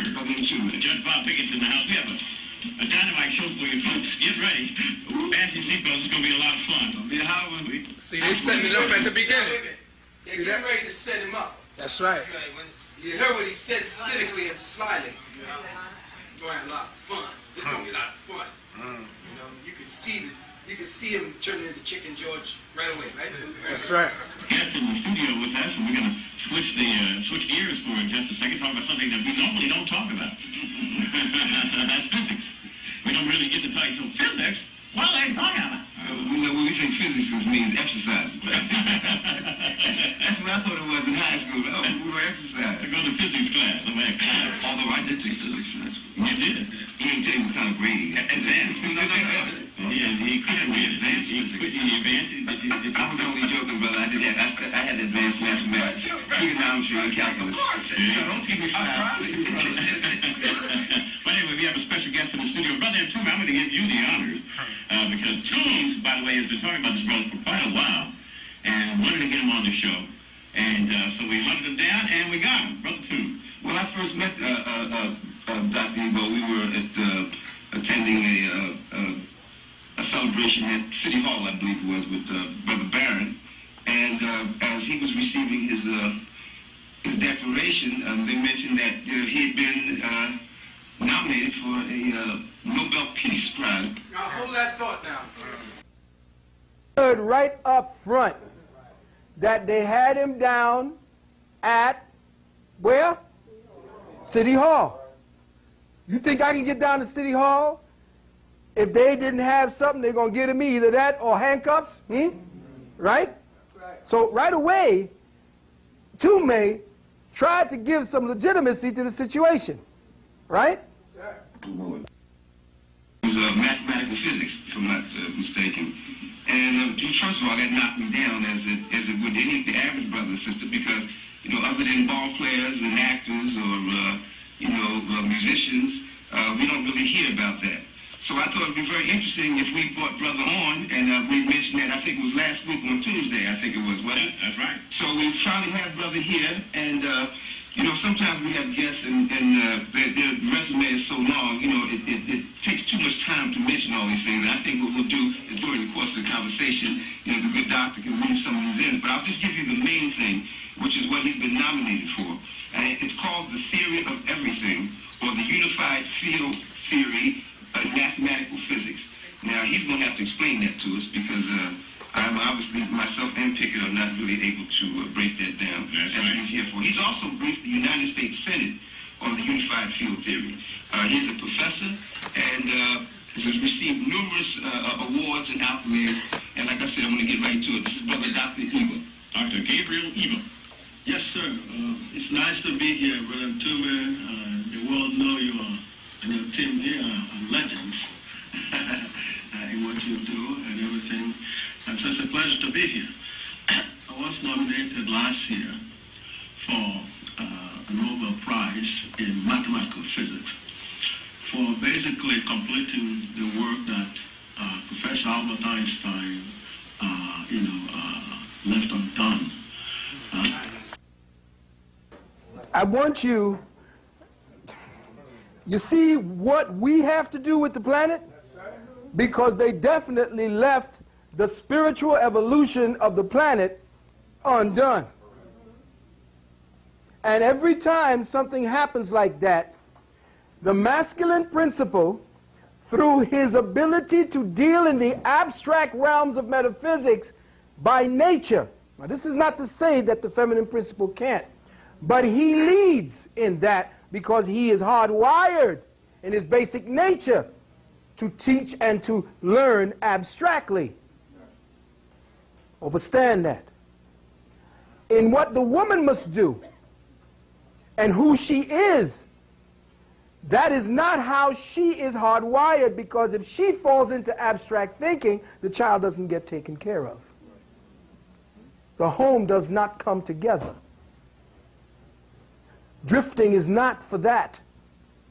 Focus, especially in the woman, is vital to family. If she is out dreaming and going off into dealing with visions, nothing gets done, as we see today. Understand that we as men and women have been effectively neutralized in our nature. So chaos now abounds. But he said something. He effectively finished the theorem not only of Einstein, but of Newton, the gods of physics. You want to understand the universe in terms of where did the universe come from, what is the universe, and that has been linked. The search for that was linked to motion. So motion is the most fundamental thing about the universe, because as we're all sitting down here, we are moving. Why? Because Mother Earth is rotating about this axis from where we get night and day. And frankly, none of us, nobody can stop that process. So when we talk about God the Almighty, that's part of the deal, because that's beyond us. We're moving. So then in addition, Mother Earth is also rotating around the sun from where we get the seasons. So that says, and that's continuous, it's going on forever. Now if that's not enough, your body is composed of atoms. An atom came from the ancient African who gave a theorem about how the universe originated. Now he just told... The original theory of relativity came from Africa. No problem. You would think that that would open up the ears of the less initiated. They call it atom. Atom is supposed to be the building block of the universe. Atom is protons and electrons, that is in continuous motion around the nucleus.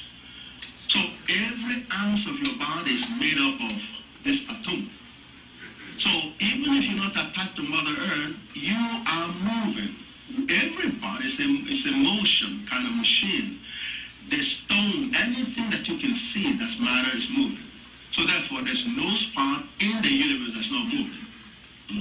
So he said a stone is moving, meaning the particles within inside the stone. That's absolutely correct. So it's a solid form that does absolutely has no motion. It has motion within, you're saying. That's absolutely correct. So if you visualize the universe, then it is motion. Now, motion cannot occur without a force.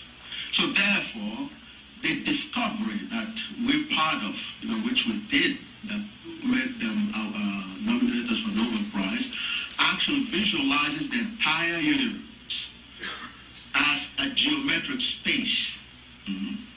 Let me ask you this question. Here we go now. You said it twice already, that you have been nominated for a Nobel Prize in physics, mathematical physics. Yes, sir.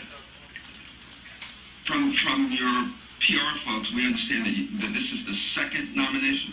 That's correct, sir. Okay. Yes. Now, have you received a formal letter from the Nobel Committee indicating that you have been nominated? No, they don't send out such letters. Okay. So how do you know that you have been nominated? Well, we have... do you understand my question? Oh, I definitely do. The process of nomination for Nobel Prize is a very secret kind of...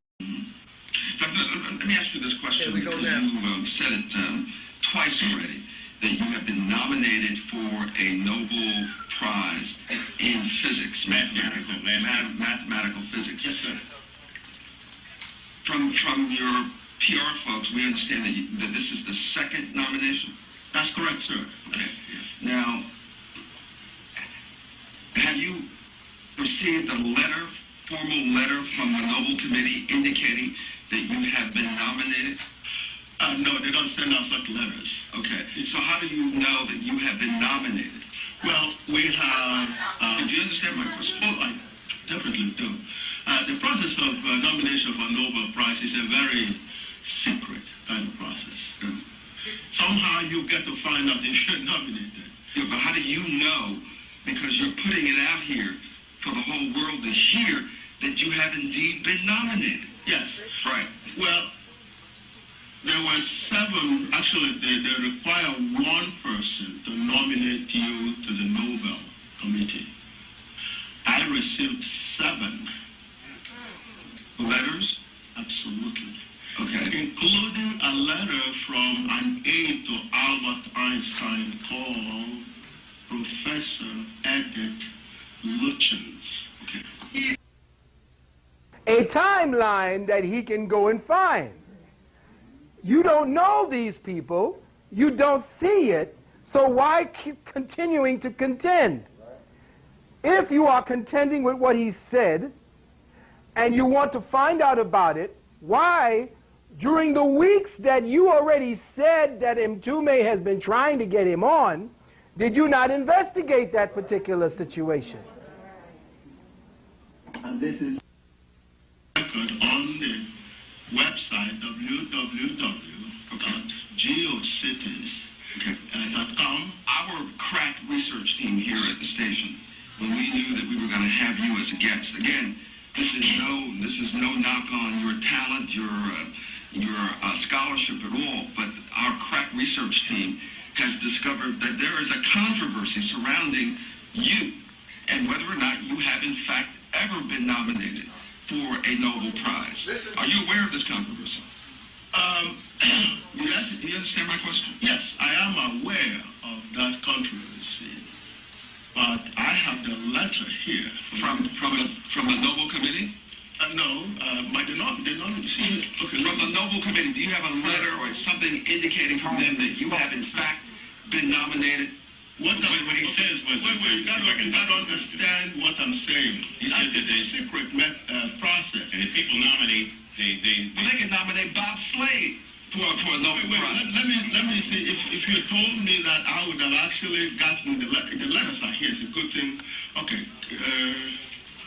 All right. And appreciate. I'm not questioning your scholarship. But as far as I'm concerned, you're a brilliant person. Now you notice. It's called distraction, and we're going to get into that. We're going to get into the tenets of disinformation and distraction. And what you are watching is an exercise in Provocateur 101 to get you off of the fact that he was about to teach us what the content of his brilliance represented. But now we are off in a nebulous. He's eating, what he's doing is he's burning daylight. He is seriously burning the daylight that you would have had over the air. And this is precious because it's like you in and out.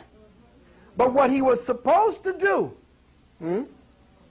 was to make sure that the time, the precious time that was there, that you were supposed to, and you remember this, he says, we don't do this.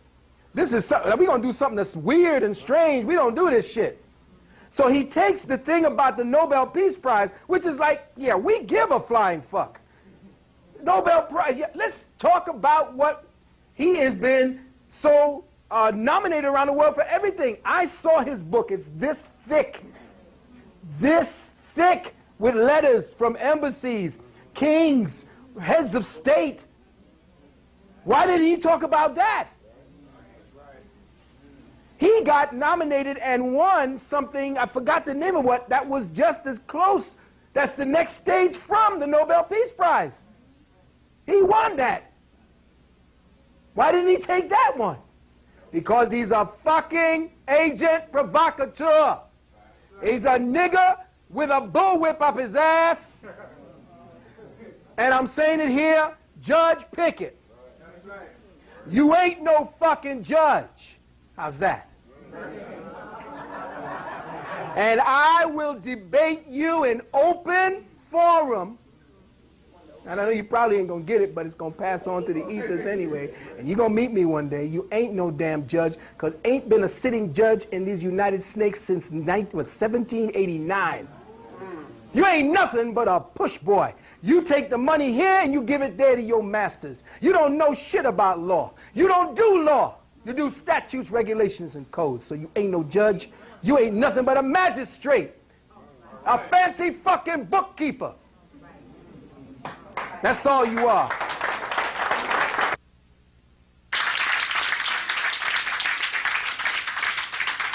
How dare you? How dare you? Judge Pickett. Huh? You're not a judge. There's no law in these United States, and you've been stealing money from your people and pretending that you're a judge. I can't stand that bullshit. And in open forum, if you want to deal with the dictates of law and what's really going on in this country and who you really are, get me on your show.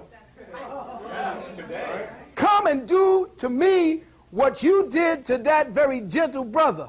And I promise you, Ali Frazier. Ali Norton, you want it?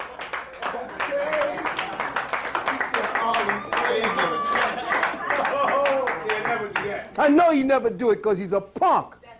Agent provocateur. Excuse me. Take a breath. Breathe, breathe, breathe. Okay, now this is a letter from somebody from a Noble Committee. It's a letter dated June 1st to the Noble Committee indicating from a George Handelman, indicating that he is nominating you to receive this prize. Absolutely. Correct. Yes, I have more. And so this is based on a letter that someone sent to the Noble Committee. Absolutely.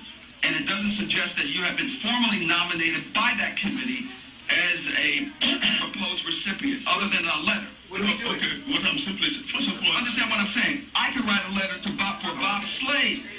See? Speak. That's one of the serious, that's the way the agent provocateur works. He jumps inside of you and he takes away your timing. What he's doing now, he's aggravating him so that it becomes an emotional issue. Are you watching it happen? This is the way an agent provocateur works. Who's that? Well, Mtume didn't jump in fast enough. He should have said, shut the fuck up. They could have bleeped it later. Yo, you got to look at it. It was all of it. He could have had all that information done. Now, Mtume knows. Mtume's a good brother. I know Mtume from a long time ago. He has a lot of good. The brother's he's real. He's one fighting to get the music back to be music, our music.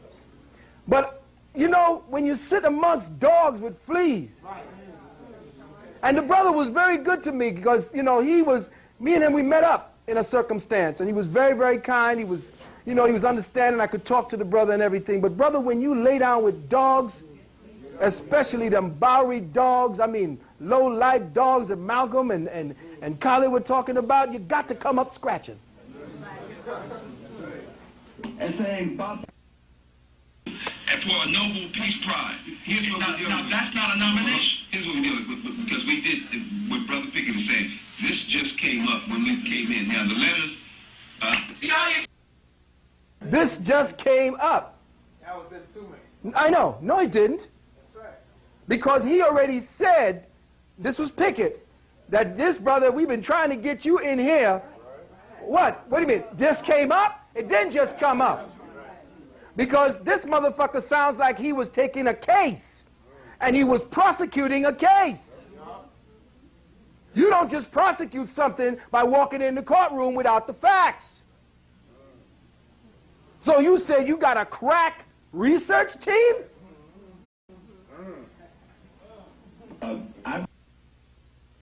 Pickett and myself and Brother Slade read the letters when this was brought to our attention. Yes. Now, there has to be some method or something that we can use to document, because it puts us in a very strange position. Now, we just found this out this morning, as a matter of fact, when the research team called us. And you can appreciate what we're doing. There has to be some kind of way it was confirmed, either by a letter. Yes. You feel what we're saying. Now, you know. Don't know what kind of mind they're fucking with. How do you waste that time with a mind like that sitting in your presence? What the fuck does that got to do? If you don't know what it is, who is this crack research team? We haven't brought them forward. What's their validity? If this crack research team supposedly found something out, who the fuck are they? Good point. Good point. That we, you know, we was raised and we have something that had to be dealt with. Yes. Well, what I'm simply telling you is that there is no way that, okay, this is the one actually I wanted you to read. We got to read this in there. But do you get a phone call? No, wait, listen. We have all that. I don't want you to, you need to calm down, okay? I'm not Calm the fuck down. No, I would have calmed him down, right? You know, sleepies, no-nos. This, you see what I'm talking about? You see, the brother was eloquent. You need to calm the fuck down. Every time I say something, you jump in. Right. You know, you ask the witness to speak, and then you jump the motherfucker before he can say something. If I'm on trial, to talk. You got to read this letter first. Because let me say something. I don't have to read the letter. Let me tell you, if you. And again, I'm not questioning your scholarship. You're a brilliant person in math and all that. But for you, him already, because if you're telling him he's a liar at this level, he's a liar at the other level. You're not questioning my scholarship. I know why you don't question his scholarship, you punk motherfucker, because you're nowhere near his scholarship. And you wouldn't be able to keep a conversation with him. Low life. That's why we ain't moved forward yet.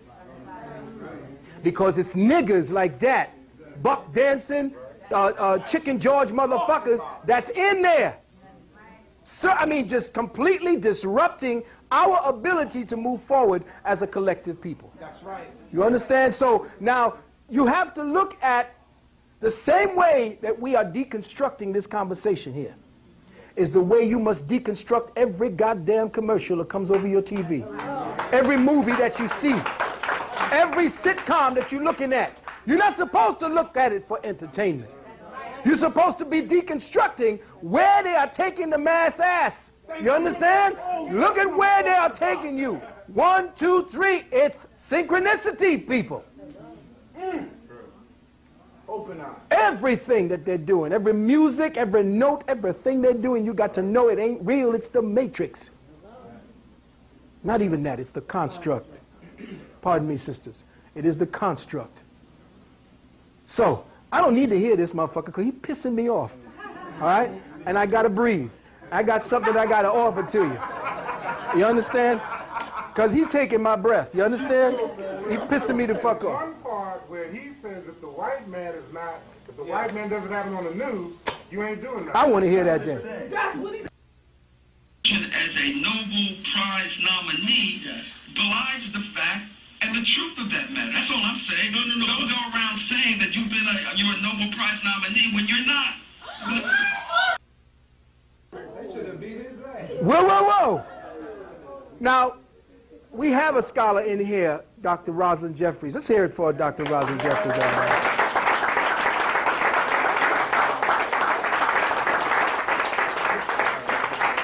That's my mother. She has this beautiful smile that just melts me, you know. Do you see what's happening in that kind of question, dialogue, scrutiny that's going on, Mother? Absolutely. All you have to remember Leonard when he was on... There it is. He was on... Charlie Rose. And many of those other programs. Many. So it is a technique. Yes. And they do use black people to go and on those employees. Yes. Thank you very much, Mother. How do you know that you are? You have no proof other than letters that Now, you ain't heard nothing from the brother except 3 sentences yet. 10 minutes!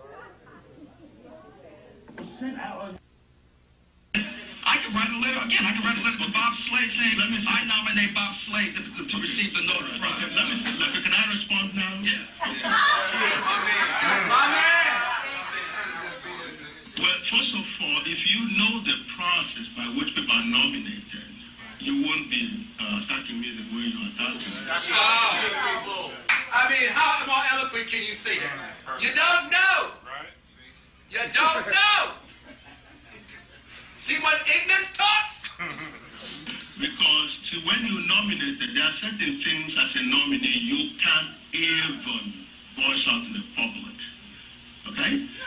This is a very secretive kind of process in terms of the nomination process. And the controversy that you're talking about comes from a guy called Scott Williams that has absolutely no knowledge about the process. That's number one. Oh, he named the source of the bullshit. Let's give it up for Dr. Oyevo. He's quite prepared for the bullshit. I have secret document here that I will not allow you to read in the air that will tell you precisely what to do. Well, let me read you something from the Nobel Prize website. I'm going to read you something. Maybe you need to be aware of this. Yes. This is what it says. I am. It says, nominations are confidential. According to the statutes of the Nobel Foundation, information about the nominations is not to be disclosed. Oh, that's bullshit, because on the news, I hear when every time some white boy is nominated for the Nobel Peace Prize, I hear about it. I know about it. And he's about to tell you that. Publicly or privately for a period of 50 years. The restriction not only concerns the nominee and nominators, but also the investigations and opinions of the awarding of a prize. Now, remember, he is doing this as a judge. You see the prosecutorial tones? He is prosecuting a liar. He has perjured himself. This is the game he's pushing. Meanwhile, we 10 minutes into the show where we could have been hearing about the brother's mathematical theorem. Now that says to me that if this person was nominating you for a Nobel Prize, he had an obligation not to disclose that information to you as well. No, that's not true. People who are nominated, Would you like to read this? What? This is from the site, the website. But I know now. That's what I'm trying to tell you is that. Let's make it easy. Let's not call yourself a nominee at all. Let's talk about your unified theory, because I think that's more interesting. But for you, we cannot put out to our audience that you are something that you may not be. But how would you tell who is nominated? Well, how do you confirm for us that you have been? See, now look at the way the conversations go. Provocateur once. There are some documents here that I will let you read, but not off the air. Because that jeopardizes my chance of winning. The announcement is going to be soon. When? Tuesday. So I don't want... How about tomorrow? Okay. Tomorrow is good, but okay. No, we needed to get through that. I don't want to be late there, but Brother Pickett's concern is a concern that was just presented to us this morning. And That's bullshit. Told you, damn. Shit, Mtume, you're playing with it. You can appreciate because we built this up. There has to be some way, you understand, because our credibility is now on the line. And in this, like I said, this situation just was presented as you came through. And when How many times they said that and he ain't contested it? He said that 4 times. Because it was the time when they talked about his crack staff. This is the 4th time he talked about it.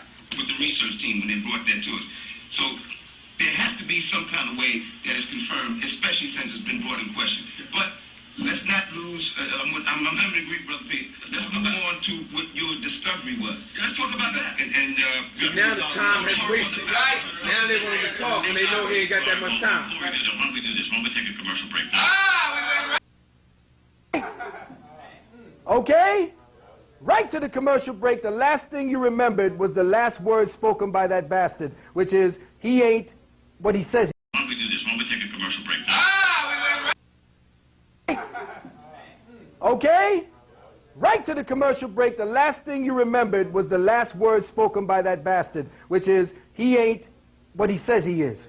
Therefore, if you're lying now, what the agent provocateur has done is to make in the mind, put into the minds of the audience, that he can't be trusted on a point that is so important to Judge Pickett. See, Judge Pickett has made you believe that his Nobel Peace Prize is more important than his work.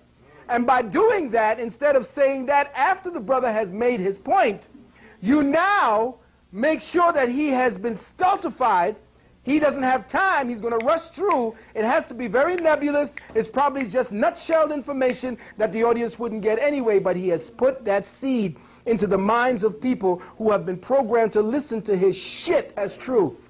So immediately it's going to complain. He says, this motherfucker, let me turn it off.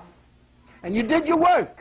We know, but you see, we're dealing with you. This is the Dark Matter think tank, and we see right through your bullshit. We saw you play him. But you see, the man is too eloquent. He is way above you. I know you saw that shit in Star Trek when they were fighting the Romulans, and it was Romulans versus Federations. They were fighting each other, shooting each other, killing each other. And they were on this little planet where these motherfuckers were saying, why the fuck are y'all killing one another? At the end of the flick, they were fighting each other. Then the people who were living on the planet said, stop. And everything stopped. The guns wouldn't work. None of their ships wouldn't work. Nothing would work. And when they showed you who they were, they turned into this ball of light and left. And what did Spock say? Spock said, man, these people are evolved beyond you the way you are evolved beyond the Omega. Right. Whoa. You single-celled motherfucker, you.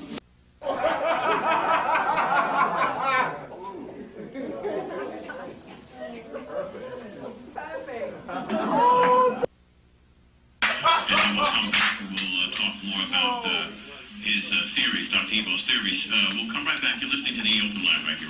I'm tired of this motherfucker. I'm tired of it. Anyway, we're here and we're back, and we're about to take the path of the virtuous man. Everybody all right? Yeah. Okay. Are we all here now? Yeah. Hey, listen, are you all averse to coming in and sitting on the floor with us? Can anybody just want to come in and sit on the floor? You know, it doesn't matter. It's like the gathering of the masters. You sit where your ass fits.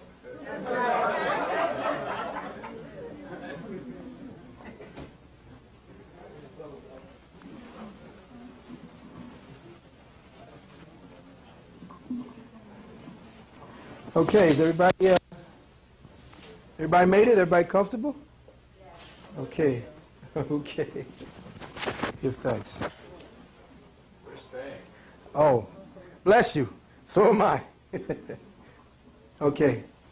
I'm going to breathe, and I'm going to take it easy for a minute, because the place I want to be when we're speaking about this is a place that will reflect the seriousness of the lecture itself and what I've been trying to convey, or what I will try to convey in the form of the lesson that we are going to speak about. Again, the title, and I know we spent about an hour and some change on everything that we're speaking of, and of course we have to bring everything up to date because things are spiraling so quickly that we have to definitely bring things into perspective before we can actually investigate as a think tank. But first I'd like to say that in all of the world, I may very well be the least qualified to explain to you what a virtuous man is. In fact, I am still on my test quest, that is my testosterone quest, on the path of discovery for first-hand experience into the realm of manhood. I say this because as a man, manhood is based on the sum total of my perception and experiences and the choices I have made to shape them into who I am. One thing I have discovered, and I'd like the brothers to kind of empathize with me on these things, because I think that you all will probably be able to feel me on some of the things that we as males share in this society, and especially for my son as well, because if nothing else, I would like to leave this as a testament to him and the children that he will have. And I always want to make sure that anything that I leave ready for the 7th generation, like our ancient ancestors and our brothers, the Turtle Island brothers, speak about. Whenever we think about large decisions, we think 7 generations into the future. And this is why I am doing this now. I'm going to be doing my last lectures are going to be based in teaching the men how to gain perspective of where they are in the war. And as our sisters are essentially part of this war as well, we will speak to you and to your needs. And hopefully the two, excuse me, I'm trying to get comfortable because, as you know, when you tie your head back, it's like, ooh. So, you know, I would like the brothers to become, you know, as concentrated as possible, because that's what we need to be able to do now. And sisters, I wish to invoke your empathy in this journey, because above all things, to fight to be a man in this war is twice the battle than we could ever imagine it is. And we're not making excuses. We just know that, you know, we've been fucking up. But we know that there is an instigator that keeps us apart, that keeps us at each other, that keeps us arguing over little bullshit. So with this, I offer this to you all in the light that it may act as some kind of, you know, pass card, you know, swipe, take it, do what you can with it. One thing I have discovered is that during the early years of my life, around the late 20s, 30s, more times than not, I was wrong, actually wrong and flawed, if these are the right words, in my perception of things that I could swear I thought I understood, particularly women.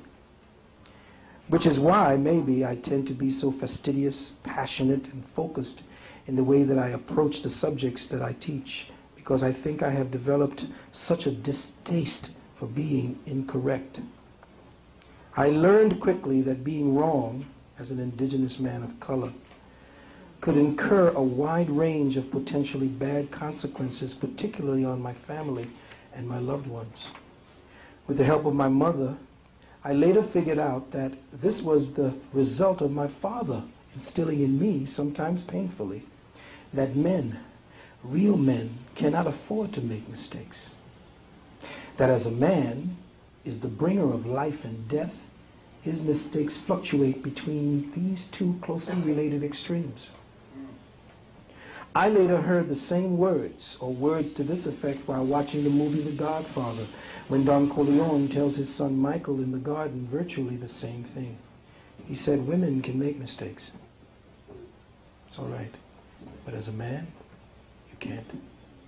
Too much hangs on it as the leader of the family. And that's where I'm talking to you all from. You understand? There's no such thing as a single-parent family. That's bullshit. That is a survival unit of the war.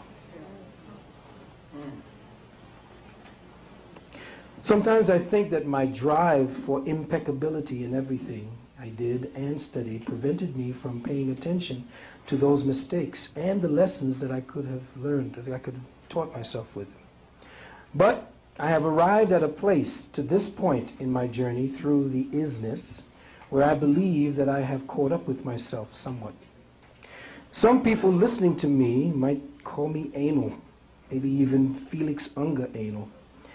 But I believe that a man, according to the teachings of Don Juan, and I went through such teachings while I was in Trinidad, must strive for the one thing that invariably distinguishes him from the other gender. A man must strive for impeccability. He must be impeccable in character, impeccable in virtue, impeccable in his honesty, impeccable in his relationships, impeccable in thought, word, and deed. Now, when I say that a man should strive for impeccability, I do not mean he must be impeccable in character, impeccable in virtue, impeccable in his honesty, impeccable in his relationships, impeccable in thought, word, and deed. Now, when I say that a man should strive for impeccability, I do not mean to imply obsession.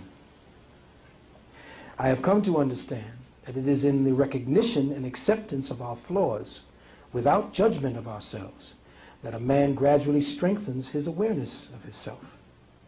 He strengthens his thoughts and actions and thereby enhances his focus to attain impeccability. As men, the recognition and analysis of thought through the detached scrutiny of the inner observer is the barometer of higher awareness, concentration, and focus. Let me say that again to my brothers. The recognition and the analysis of thought through the detached scrutiny of the inner observer is the barometer of higher consciousness, concentration, and focus. Beloved brothers and sisters, the quality of a man's thoughts are directly linked to the qualities of his biochemistry. The quality of a man's thoughts are directly linked to the qualities of his biochemistry. His thoughts, if he is not observant, will fall victim to the dictates of his appetites that would have invaded his chemistries. A man's appetites will dictate his thinking if he lets it, and his thinking will therefore then dictate his actions. Thus, it is through the path that leads to the realm of thought, and at the portal of thought, observing the realms beyond without judgment, that a man attains a genuine perception of his humankind. Now, there are those who claim that we should meditate upon ourselves as sexless balls of light, beyond gender and beyond space and time. Oh, really? Then what is the point of taking a body in the first place? Thank you. When you are in the spirit body, do you go into meditation to experience what it's like to have a body?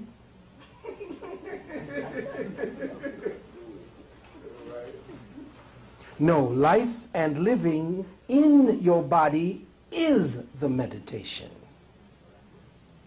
If you possess a masculine body, that was your choice of experience, your vehicle of perception in the realms of polarity. Your meditation is predicated by the design of the vehicle that you journey through nature with. In your quest for stillness or meditation, you are attempting to use the molecular agreement of the male principle to inculcate the universal spiritual intent through that still point to give you the maximum experience you could have as a body vehicle in life. This is the answers, and this is how you answer the questions such as A, what does the chemistry of polarity known as man supposed to do with his containment? B, what is the primary mandate for the chemical biochip known as testosterone? The reasons for such questions at this point is because in part 2 of our evening together, I wish we had a fireplace or something and I'd be saying it to you by the fire. The reasons for such questions at this point is because in part 2 of our evening together, you will see that today there are no clear markers or sociocultural parameters to define a man, except that he is an instigator of violence, abuse, mayhem, brutality, ineptitude, selfishness, irresponsibility, lies, and above all, he can't be trusted. Today, a man is being defined and categorized through the estrogenic social lens of the feminist eye. Let me say that again. Today, the man is being defined and categorized through the estrogenic social lens, and that is a perverted estrogenic lens of the feminist eye. Any attempts he makes to reclaim his own persona, any attempts he makes to recapture his own natural giving self-identity, his own nature-given self-identity, is met with vicious retaliation from the feminists who man-jacked it from him since he was a boy. Now, she acts like him and is considered assertive, strong, intelligent, self-assured, a go-getter, independent, confident, all once considered the province of a strong and healthy man. Whenever you hear the description of a woman that she's strong, independent, intelligent. She's a man-jacker.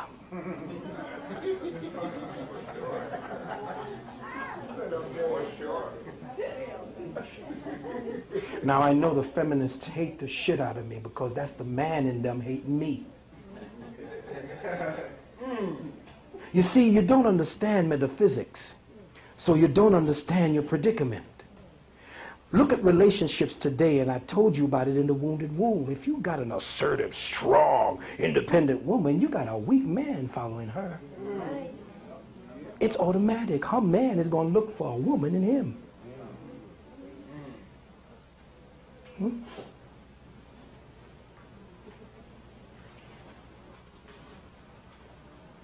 Am I wrong? I know you've seen it. Huh? He follows along like he got a collar. In the background. Mm-hmm. She's loud, she's assertive, she's the masculine principle. And he's the game. Yes, he's the game.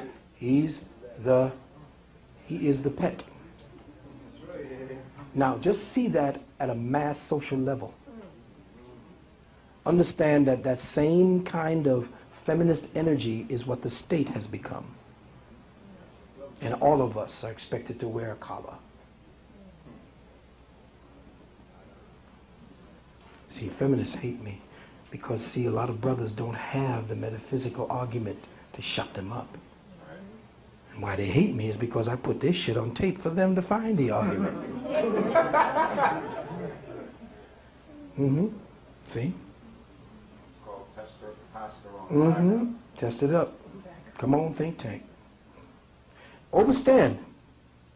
With this in mind, as we quest for overstanding on the first stage of the perceptual journey on the path of the virtuous man, I think we should start with a fundamental but all too loaded question. And let us explore this question. Before we can define manhood, my brothers and sisters, we need to first define what is a man. And here is where I open the floor. Can anyone help me? Good God. With what the definition of a man is, and I'm going to show you exactly where the social construct has taken your mind and your perception. Is anyone first one? Oh, wait a minute, we're amongst the family now. We're in the dark matter think tank. And we are here to explore a question that ain't nobody ever asked. They never asked me. I didn't hear nobody, male or female, ask me, what is a man? Here we are trying to be men. Women kept saying, be a man, goddammit!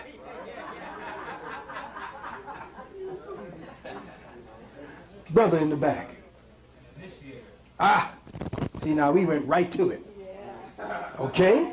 The brother says he, representing his own gender, says that he is an initiate. Initiator. Well, that's why the initiate came from. I'll add to that. That initiator of positiveness. Ooh. Okay, well, we're getting all creamy and soft right now. I love it. Yes, he is, or it is, the positive energy. Now, let's just take it away. Now, we're talking think tank. Are we blacks? No. Are we the dark matter scientists that we're supposed to be? Yes or no, brothers? Yeah. All right, then let's take away. See, you still, okay, somebody else. Yes, brother, you first. Let's open the door. Go ahead, brother. I would say a man is all those things that we just... All right. Came back around to the wise one. Now, here's what I'm saying to you. Everyone is right and everyone is wrong. I said, okay, what do we do? What is the definition? What are we looking for? What is a man? Okay? First thing, you defined what you thought the man is. Nobody has told me what a man is yet. You say what he does. You say he provides. You say he protects. You say he's a king. These are all job descriptions. Again, I asked the think tank, what is a man? Yes, sir. Me, okay. Self-identity immediately. Part of the atom. Oh, we're getting down to it now. Go ahead. Okay, well, yes. That's now we're getting into, yes. Okay, go to back. Undefinable, okay. One with a penis. Okay, that gets it close. But you see, that's good because that doesn't deal with function. I like that. That says it right there. We're getting to this core. A Y chromosome. A Y chromosome. Come on. Strength. Interesting. Yes. That would be one of the Tai Chi yin dynamics. Strength versus weakness. Very good. Opposite woman. So he is an opposite. Okay, so now you see how you got away? Did you see where we went from? You see what the social mindset did to you when I asked you what a man was? What was the first thing that happened? You started giving him a job description. This is why you fail. See, I'm being Yoda now. This is why you fail. Because my sister and my brother, you have just given the feminist view. A woman looks at you as a function in her life. And you have been relegated to a job description. You will never come together with your man because in your own right you have been trained that he owes you something. And if he isn't doing his job, he can be replaced.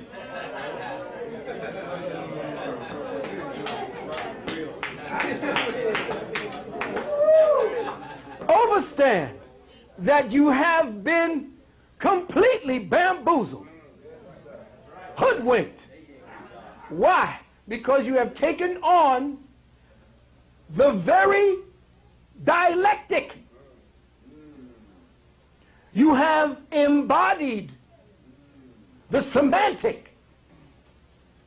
Everything in your mind is now going through the rubric of your reactive mind, not your active mind. The social lexicon has saturated you to believe, and you now believe what you have been told. There is no exploration of the man, and that's why this civilization will die. We have done, and we are doing, to the best of their ability, a serious deconstruction of woman, and that's it. And the purveyors of this is now trying to get us to believe that the facts that they're uncovering in their analysis belongs to all of us. So adapt. And the males are saying no. They're saying no subconsciously and in their actions in school when they're boys. I will not conform because this is not correct to me, for me. Understand that you have been living on a description that vacillates according to the one who wrote the script. And my sisters, the problem is that you live the description not realizing that your definition of yourself actually comes from how the man sees you. Now, let me say this. What's going to happen is we're going to completely turn the thing, and this is not going to be about who's better or who's worse, or who's greater or who's lesser. That's bullshit. The societal lexicon and the way they set it up is competition. Your words are based in competition today. It has nothing to do with analysis. Your thoughts have been colonized. And your thinking now is regimented by a governor. And that governor now has taken up root, and he and she is dictating to your thoughts. Your thoughts now constantly go back to the program that was set right there for them. Man, provider, job, policeman, he provides for me, protects me. He's a doer. The being of man has not yet been explored.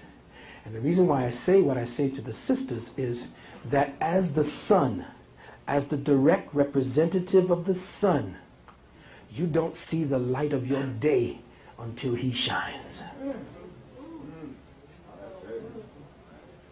Now I know that's like, what? How dare you? I'm equal. I'm independent. I can do everything he can do. What does that? That's doing! The problem is that we've been investigating our doer side without investigating the being in the isness. Stop the doing and what you get is the isness, and then being hits you in the face. Pow! Your man is the sun and you reflect the moon. You are the moon. You don't shine by yourself. You can't be independent. Ain't no planet Earth independent from the sun. The universe itself is polygamist and patriarchal. The sun don't go around the earth. And that's what they've been forcing the sun to do. Circumnavigate the earth. And that's what feminism has done to the man. He doesn't even know who he is anymore. He's the prodigal son because he hasn't found his father energy yet. And that is his own understanding and intellect, his own knowledge of self. Not what he does, but who and what he is. And now, I ask the question again. What is a man? Do you understand what we just did? No, don't be so quick to put your hands up. See, that's what I'm saying to you. The reactive mind has us bogged down in all the isms, schisms. All the bullshit they want you to believe I am. I'm not that.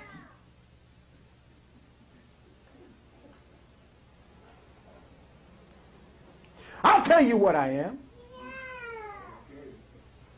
When I do what I am, I build pyramids the size of Giza.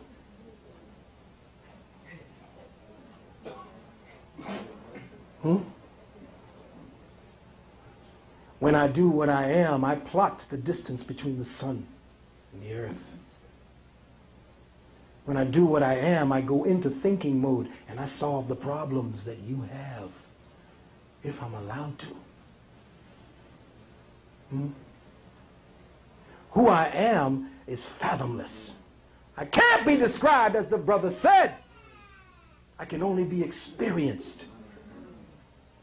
And the only way I can be experienced is if you respect who I am. I am the creator. You are the creatrix, which means that you hold the seed of what I initiate. You are not a creator. This is what that when God was a woman bullshit came out to be. That's right, open eyes. It does not work like that. That is feminist diatribe to take you off of your center. And I defy any scientist or sociologist or any metaphysician, any new age bastard out there that's going to try me. I want you to try me. Okay. That's what's up. The whole equation is wrong. The whole new age system, the whole new age, the CIA and the NSA, to get you to get away from your gender orientation. When you get away from your gender orientation, my beloved brothers, you get away from problem solving. That's what you are. You are a problem solver. That's why the woman is so pissed off with you now, because you ain't solved the present problem. Problem solving. That's what you are. You are a problem solver. That's why the woman is so pissed off with you now, because you ain't solved the present problem. When you can solve the problem of our condition, she will come back to you. Because right now, her nature is to cleave to her provider and her protector. And the feminists turn that into the state.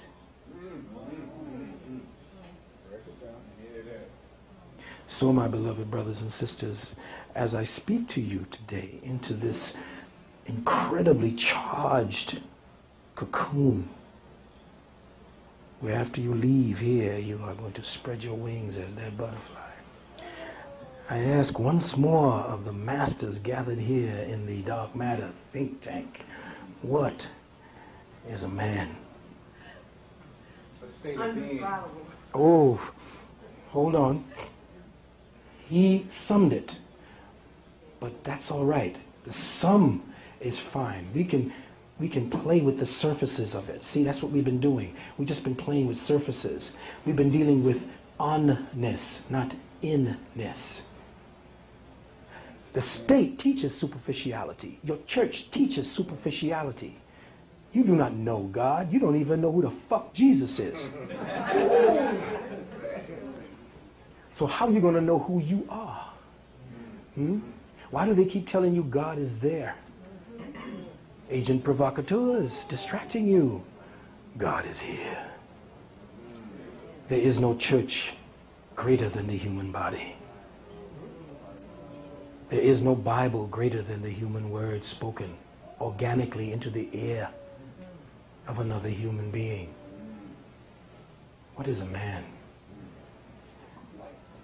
Spirit in human form, holographic fragment of the divine source of all that is. I am. Yes, and he comes. Now we just scratched the surface. We just dug a little bit deeper into it. Thank you, Elder. Thank you, Elder. Now we're beginning to scratch deeper into the surface of what a man is, because you see, once you know that, you know who everything is. I didn't say what. You know who everything is. Yes, brother.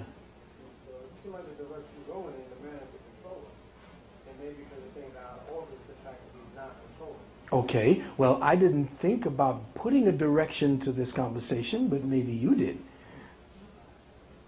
Is that what you want to do? I personally think the African song with the black man, I feel like punk, and that's the last hip-hop. Okay, well, no doubt. If hip-hop got it raw, and we appreciate that, and that's why I'm there to support hip-hop. But I want you to understand that we are in a space of discovery. We don't want definitions. We want you to exercise the verbiage that an open mind has access to. And not just what you brought to the think tank, but what you will uncover within. So, everyone, drop everything you thought you knew, because you can't learn with a full cup. If you come here thinking that you already know what everything is about, this path of the virtuous man, when I was teaching it to just 2 and 3 brothers, and when I gave it to my son, this was no bullshit. This is not about what you have been conditioned to believe in your defensive posture against the beast that you're fighting. This is about unraveling the core that sits awaiting your discovery. Yes, the first brother before you, and yes, yes, brother. What I think we are as men, the detachment from the physical, meaning as our ancestors wrote the hieroglyphics, that is the third dimension perception. And the stated job explanation before that is perception. As soon as the woman feels we don't fulfill to that, she wants to, leave us for something else. What we are is the detachment, and the nettle merely a blueprint to get back to that detachment. Beautiful, beautiful. Oh, let's give it up for the young brothers here.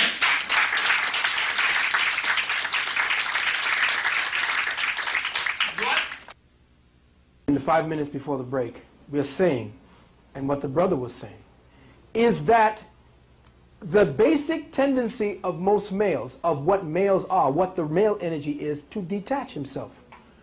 The need for the female to invoke emotion in him at this time is her need to find what it is that she has in herself, because she needs to have his light in order to have her reflect what's within her. So what he is saying is we are not allowed the place to go into that space of detached awareness so that we can solve the problems of the civilization. We are constantly being distracted instead of becoming detached. So our distraction is causing us to become overblown in our left brain to figure out the next rent, the next this, and the next that, when the whole planet is moving at light speed to a place where this body that you are looking at me, listening at me, and experiencing this black think tank is not necessary and not relevant to the next time. Why are you holding on?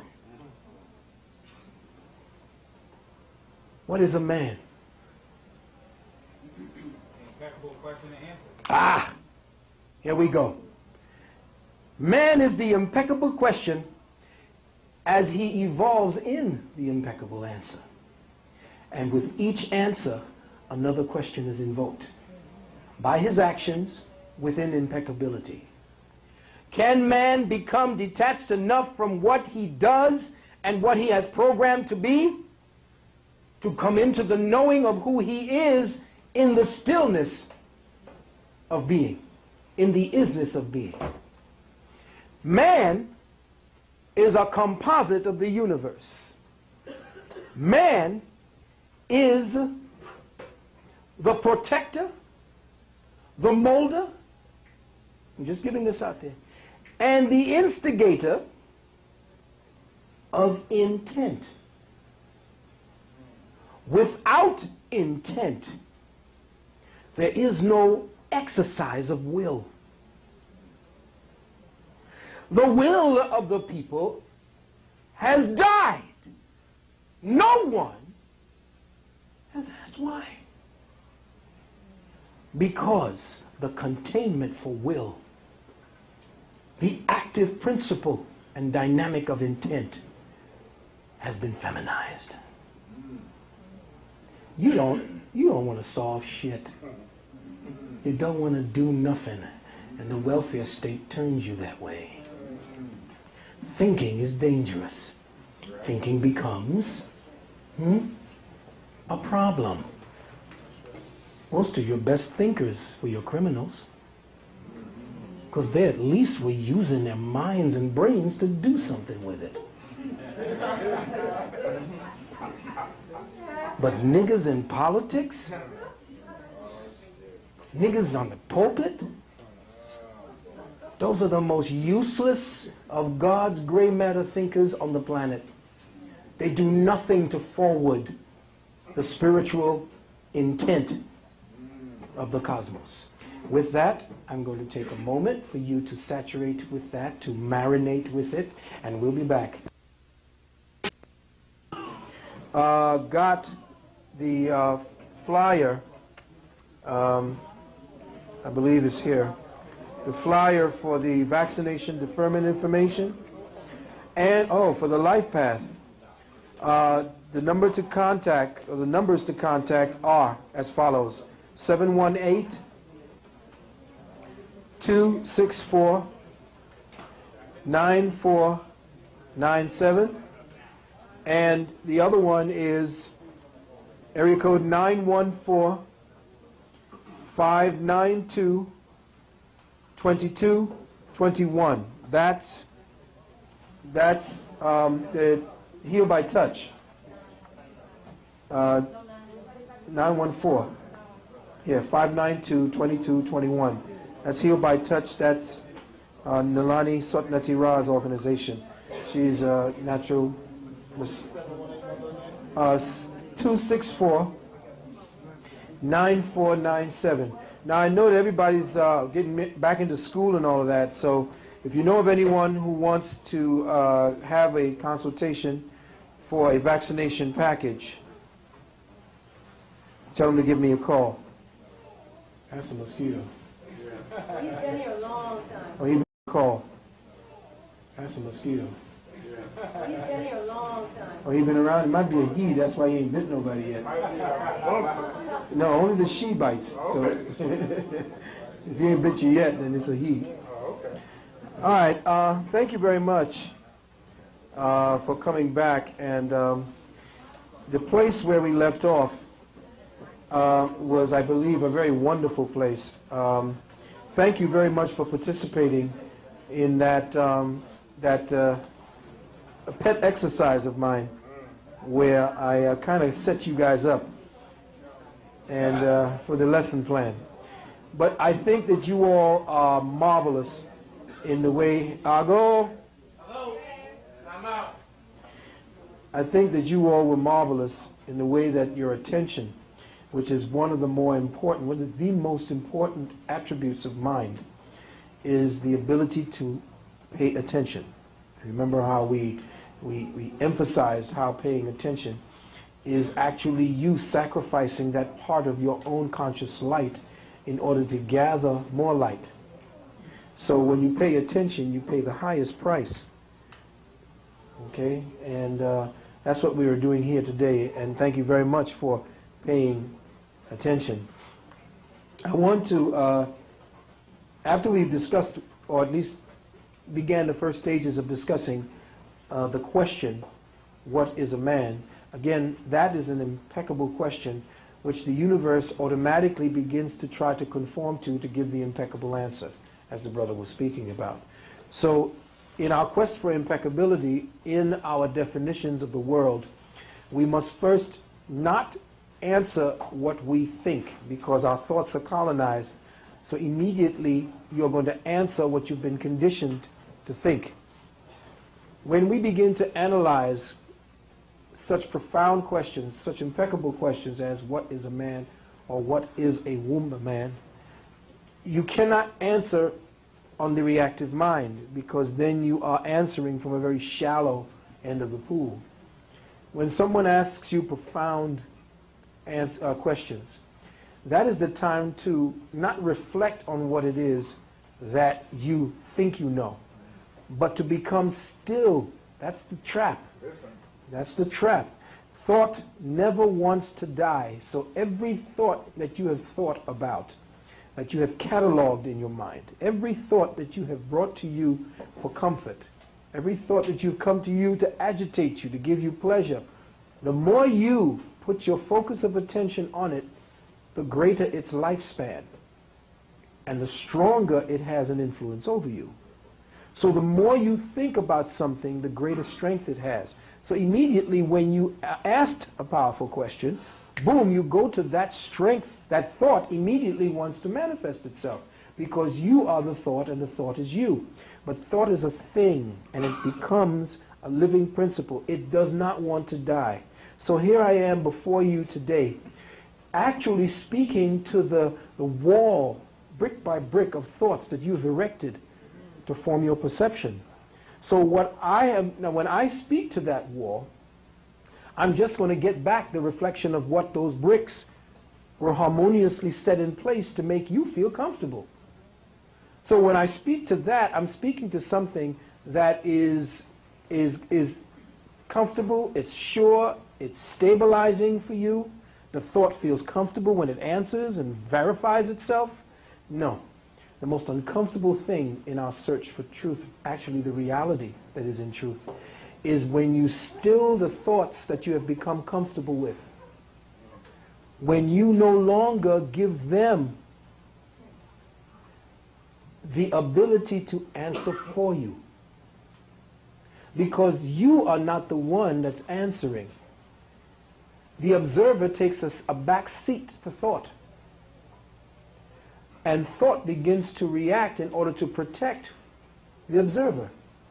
Because the observer has built a catalog of thoughts that don't cross against the light, eat this, or don't eat this, or you get... So all these factoids are in there, and the observer is hiding behind all these things that they navigate the world with. But the most dangerous thing for thought is when the observer no longer depends on it. Because it is in the catalog of thoughts that the beasthood and those entities who deal with the synthetic synchronicity, they use the thoughts to orchestrate your world. So when you stop thinking, which is like, oh my God, that's like, you're kidding. No, I'm not. The thought process is the first thing that must be sacrificed if you are to go beyond the thresholds that thought has created to keep you in lockdown. So when I say to you, what is a man? I just immediately got all the walls throwing the bricks of what they knew at me. This, that, this, that, this, that. That's because the conditioning is there. And this is what you're going through. You're going through a decompression, a deprogramming at this point. So that question still lingers because it's an answer that unfolds. It's not something that you get and grasp immediately. It is to provoke you beyond your thinking. It is to show you what thoughts can do to trap you. That's why I asked that question. There is an answer, but the answer unfolds. It doesn't present itself. It evolves as you do. The man is an indefinable reality in which there strides an unknowable being. You see. And it is that unknowable being in the self-definition, in the journey of that, that's what we want to explore. The doer, you can always find him. The thinker, you can access him. But the knower, once you come to the understanding of the knower, then the doer and the thinker are no longer slaves to whoever it is that decodes what locks them down. And that's what's been happening with men. Men have been estranged from the knower being within them. We don't know who we are. We act upon what we've been conditioned to believe. We have remnants of the Piscean age lodged within us, like a thorn. And you know that by the Piscean age, the mandate is, I believe. We are in the so-called Aquarian age, which is the age of Hapi. And what is the mandate for that? I know. So if the mandate for the Aquarian time is I know, then it is the knower. Not what you think you know. Break it down. Check? Check. So we must now harness the thinker. We must grab the thinker by the throat and shut it up. We must get into knowing mode. And that comes from stillness. But first, I cannot actually take you on the journey to that place as men until we have gone through a catharsis. Your present activity is based upon an inebriation of your intellect. You no longer use intellect to search for intelligence. Your intellect, being colonized, has been used to become the bucket or the cesspool or the drainage area for facts that masquerade as intelligence. You got assholes in schools that are up there with PhD and all those things behind their names who don't know shit from Shinola. Have no, not one, like your boy Pickett, does not have one iota of intuitive, cosmically sponsored intelligence. Or he would not have done what he did. These are the people that we now have created as our threshold. We created these idiots. So now, with the crippling of our consciousness as an entity, we see the generational decline and depreciation of our cosmic wellness. We are not people yet fully apprised of the... So now, with the crippling of our consciousness as an entity, we see the generational decline and depreciation of our cosmic wellness. We are not people yet fully apprised of the level of, I guess, what's the word? Damage. Generational damage. good that we have suffered. But what I'm going to do now for us is I'm going to take us into a kind of a dark matter retrospective. In this dark matter retrospective, we are constantly given the pain of others, the pain of Jews. We're given the pain of the Armenians, and every time our pain is given, everybody says, bullshit. That's the past. Leave it alone, get over it. Nobody, you know, you're here now. America has given you all the benefits of which is why we will never get reparations to match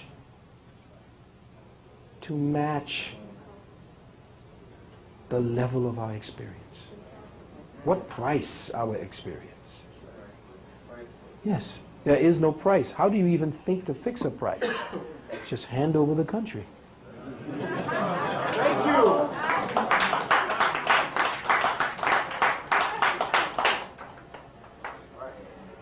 We have to become more aware of the fact that the institutions that we are asking for reparations from are bankrupt.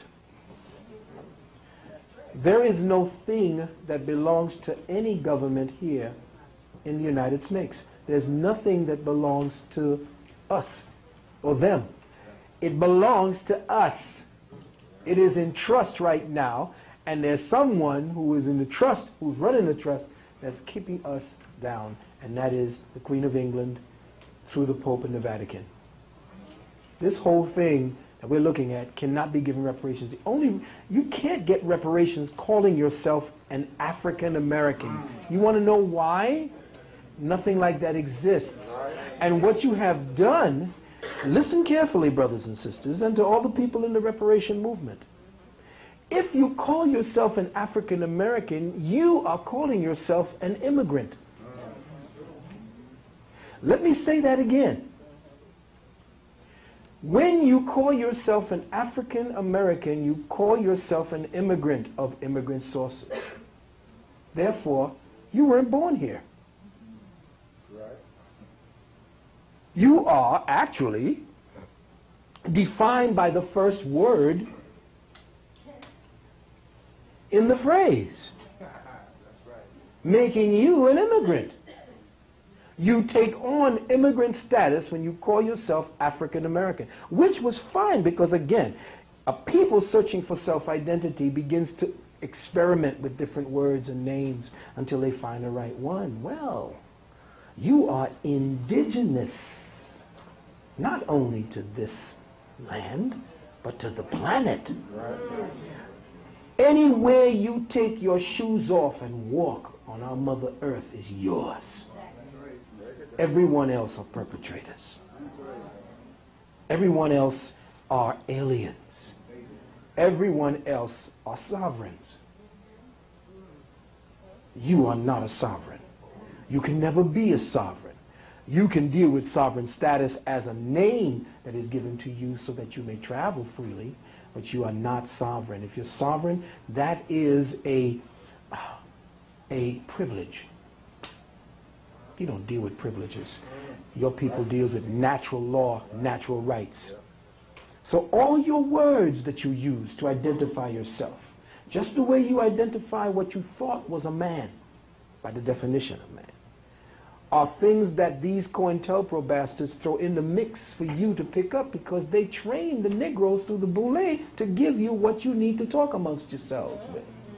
Calling yourself black, Negro, African American, Native American. You are indigenous, period.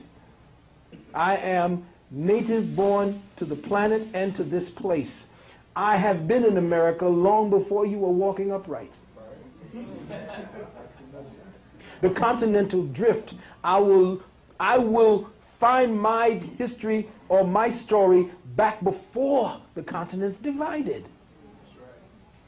Amexem, America, Mericua, land of the great winds, Turtle Island, all of that, Africa, you could fit them right together with South America. It was all one, Pangaea, Atlantis, whatever you want to call it. And we walked this earth barefooted. We were the scientists of the planet. We were everything of the planet, and it was taken from us. We gave it up. We degenerated, essentially.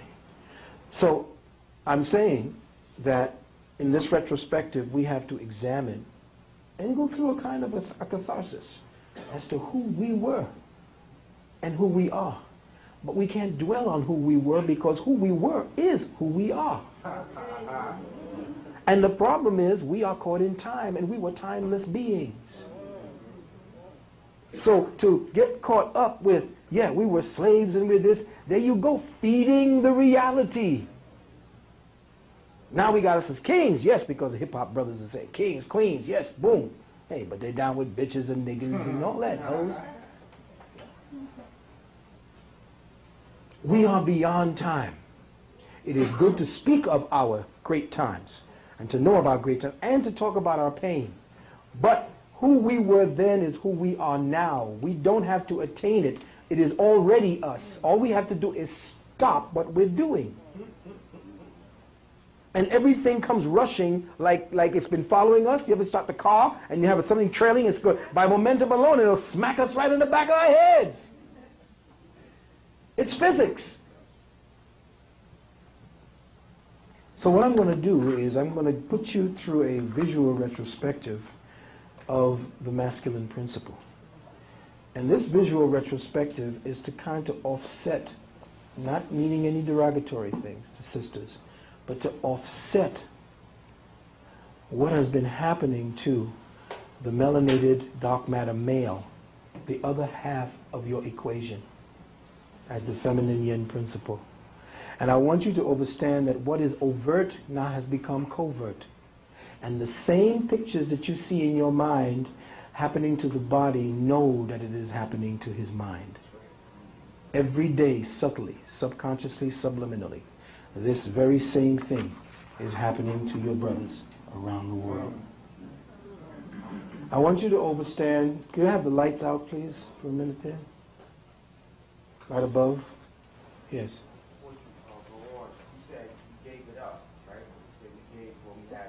Well, we didn't give it up more than we lost it because we lost ourselves. Okay, that's what I want to ask. Yeah. Why would you give it up?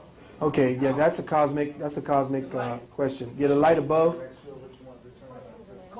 Yeah, the cosmic questions. I don't remember the name of this brother. Sarnetta, I want to let you know, gave me these pictures.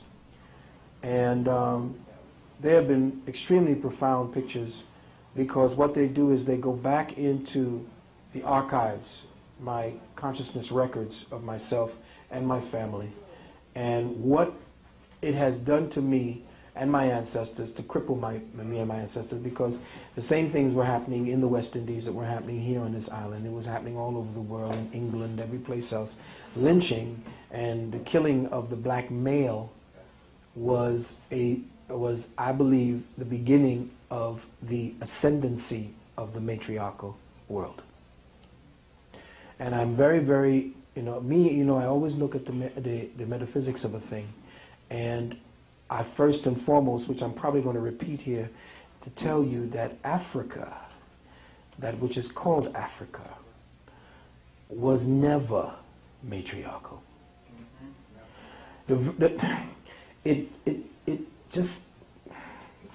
It just blows my mind for anyone to believe that while living in the matriarchal society that we're living in under feminism, that Africa somehow reflected this. No way. You cannot begin any universe, any solar system without a sun. You cannot begin life without the masculine principle.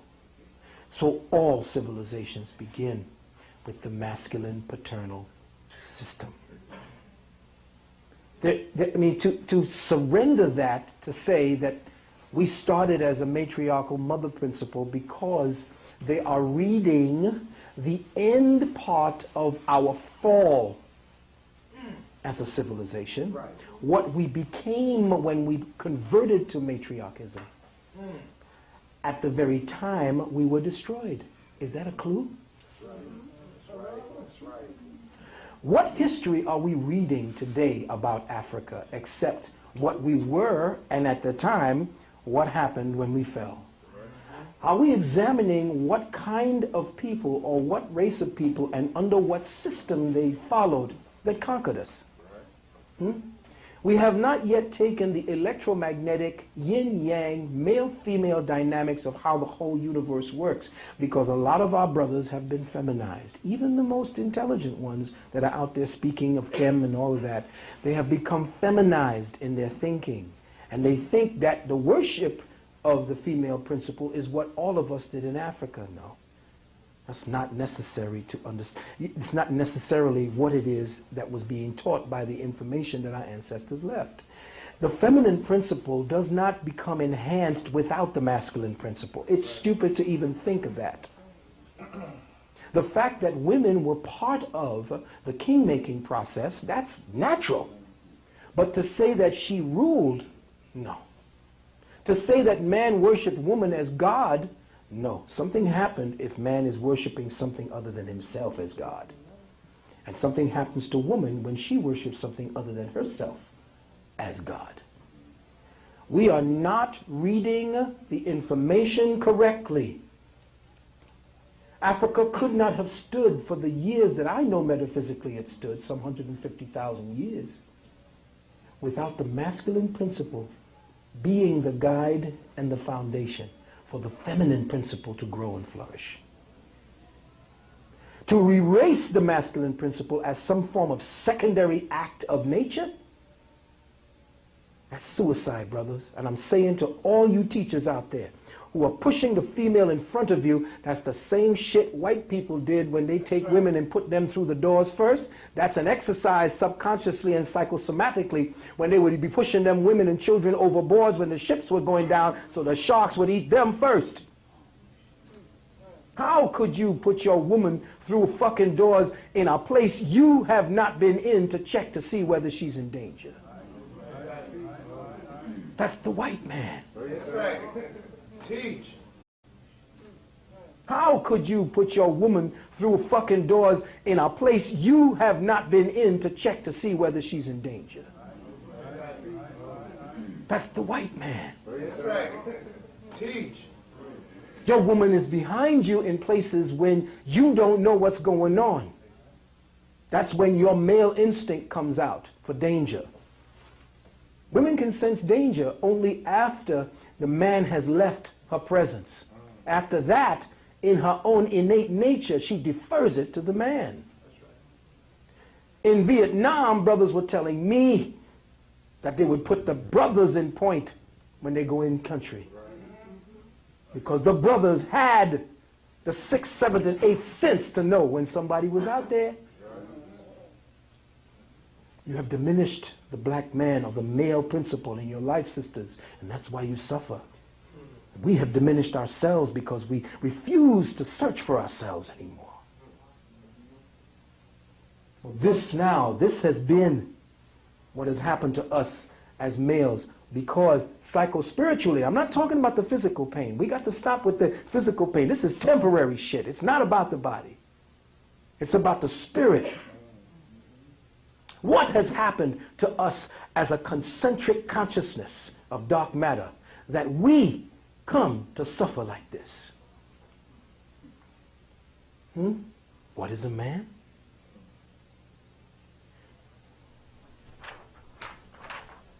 This same man was paraded. They said he stood like a king.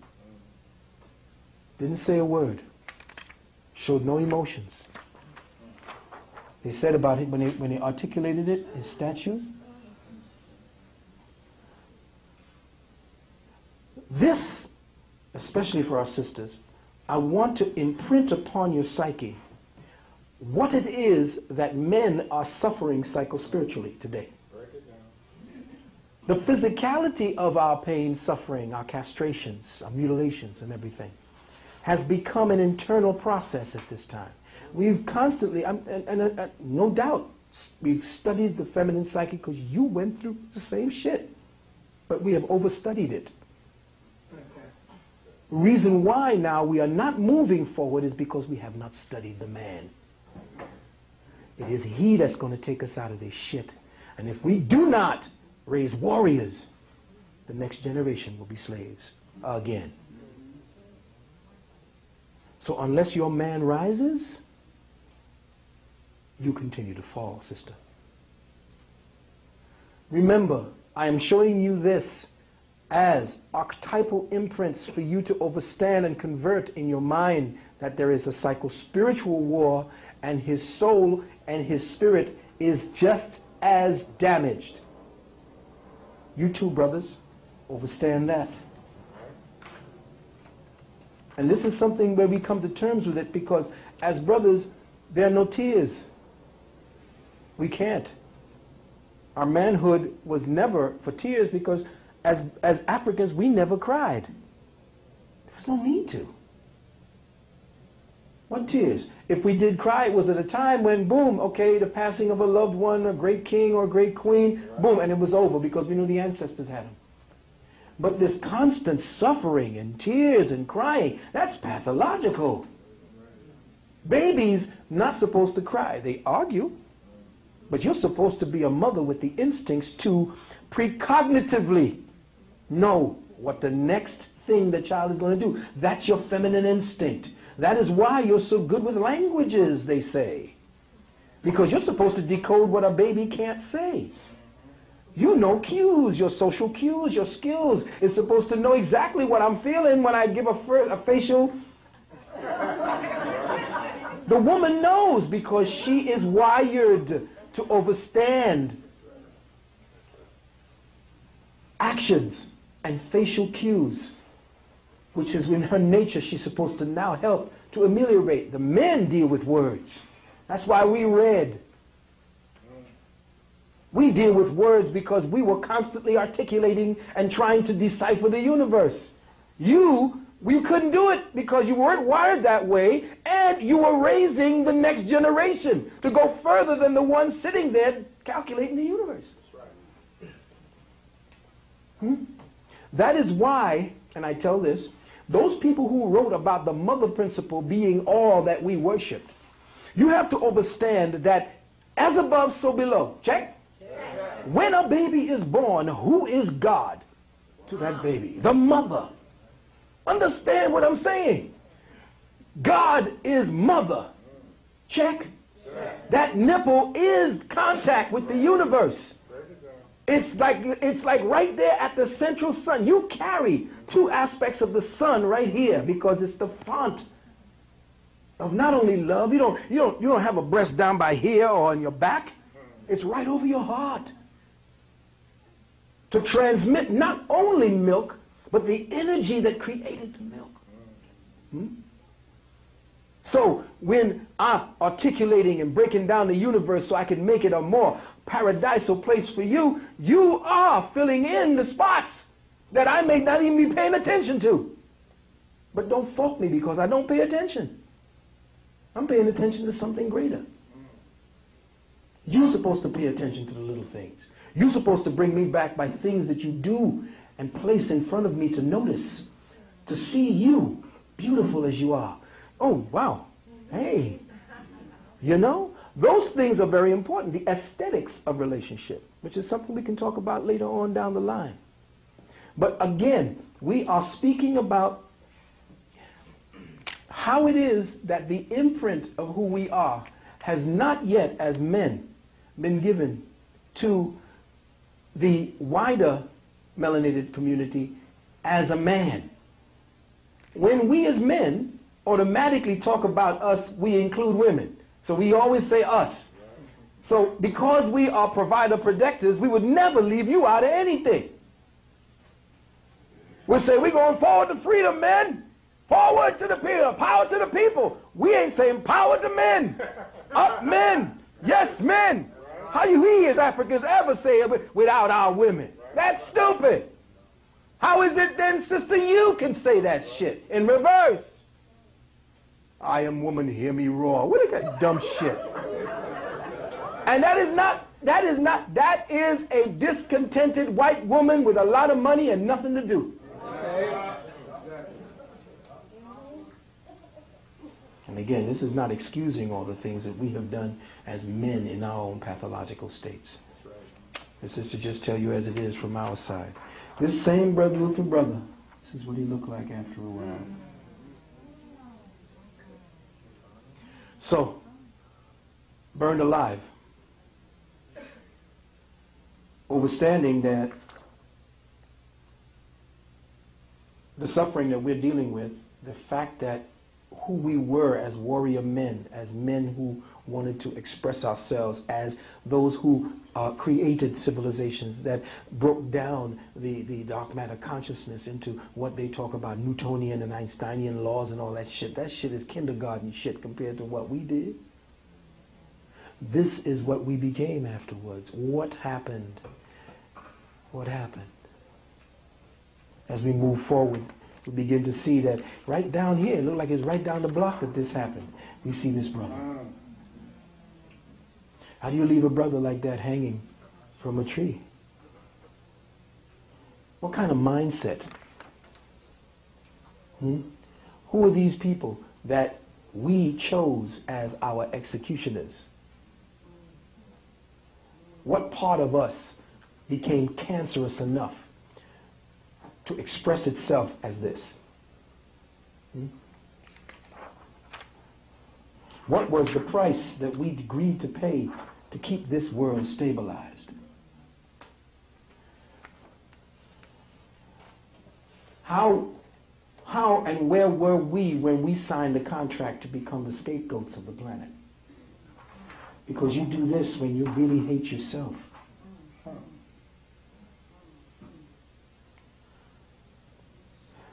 How is it that you could gather around the way we take pictures to actually have pride in this situation? 1919, this is the last century. Not too long ago, people. Do you think that we are not still in the wake of that very specific journey that we're dealing with at this point? And I don't think that we actually see it from the men's point of view, because again, collectively as a people, we are taught communality. And communality is how we move forward. But since they have dissected us so that we could study ourselves, we have now had to do something that we did not need to do extrospectively, but we knew introspectively. We knew about the feminine principle because we lived in tune with nature. We knew about the masculine principle because we lived in tune with the cosmos. But now, since the cosmos has been removed from us, and we have a blanket of rhetoric and bullshit called religion, which has relegated the true consciousness dictates of the stars to stories in a book that have been interpreted by a few people that make you believe that there was somebody called Jesus the Christ. Everybody back there, give it up for Brother Shabazz, one man.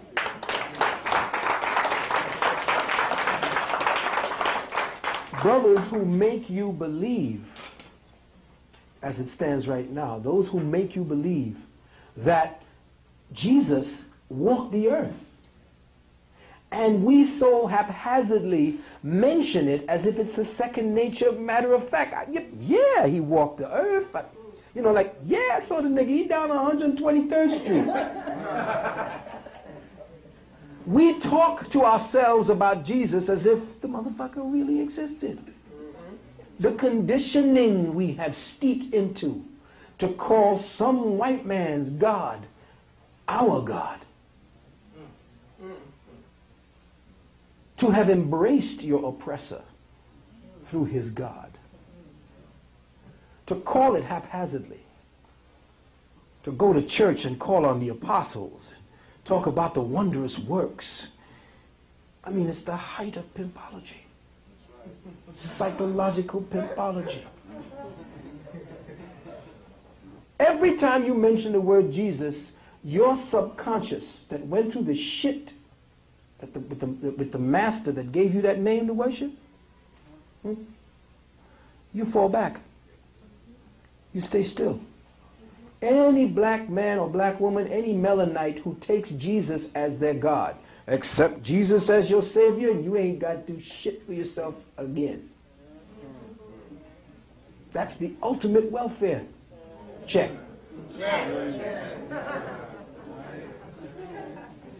That's spiritual welfare. The motherfucker's he's promoting spiritual welfare. Accept this card and you ain't gotta work. You may have to do a few little things like sweep the street, but you ain't gotta really work. You can see Jesus just tithe and say the name, and it's bullshit. They took the real church out of you. Gave you a white boy first, and then now you say, well, I'm going to dress him up as black.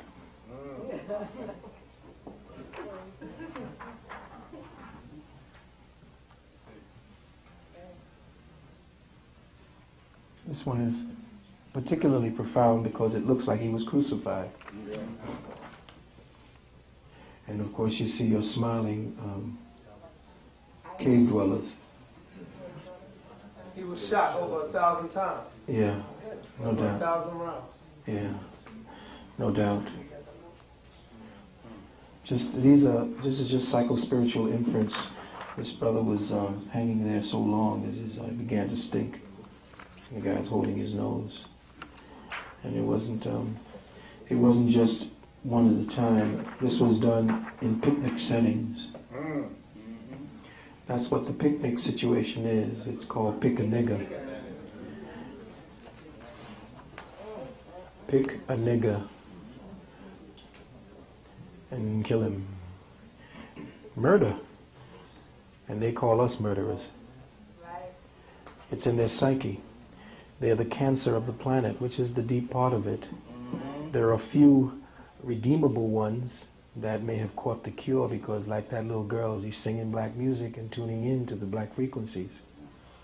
But some of them finding out that they need to redeem themselves. And they're trying to find their way back, but they have nothing to latch onto because they're not spiritual creatures. They got to come and tap into you. So they hang us. It look like Prospect Park. No doubt there probably was some stuff going on in Prospect Park too. And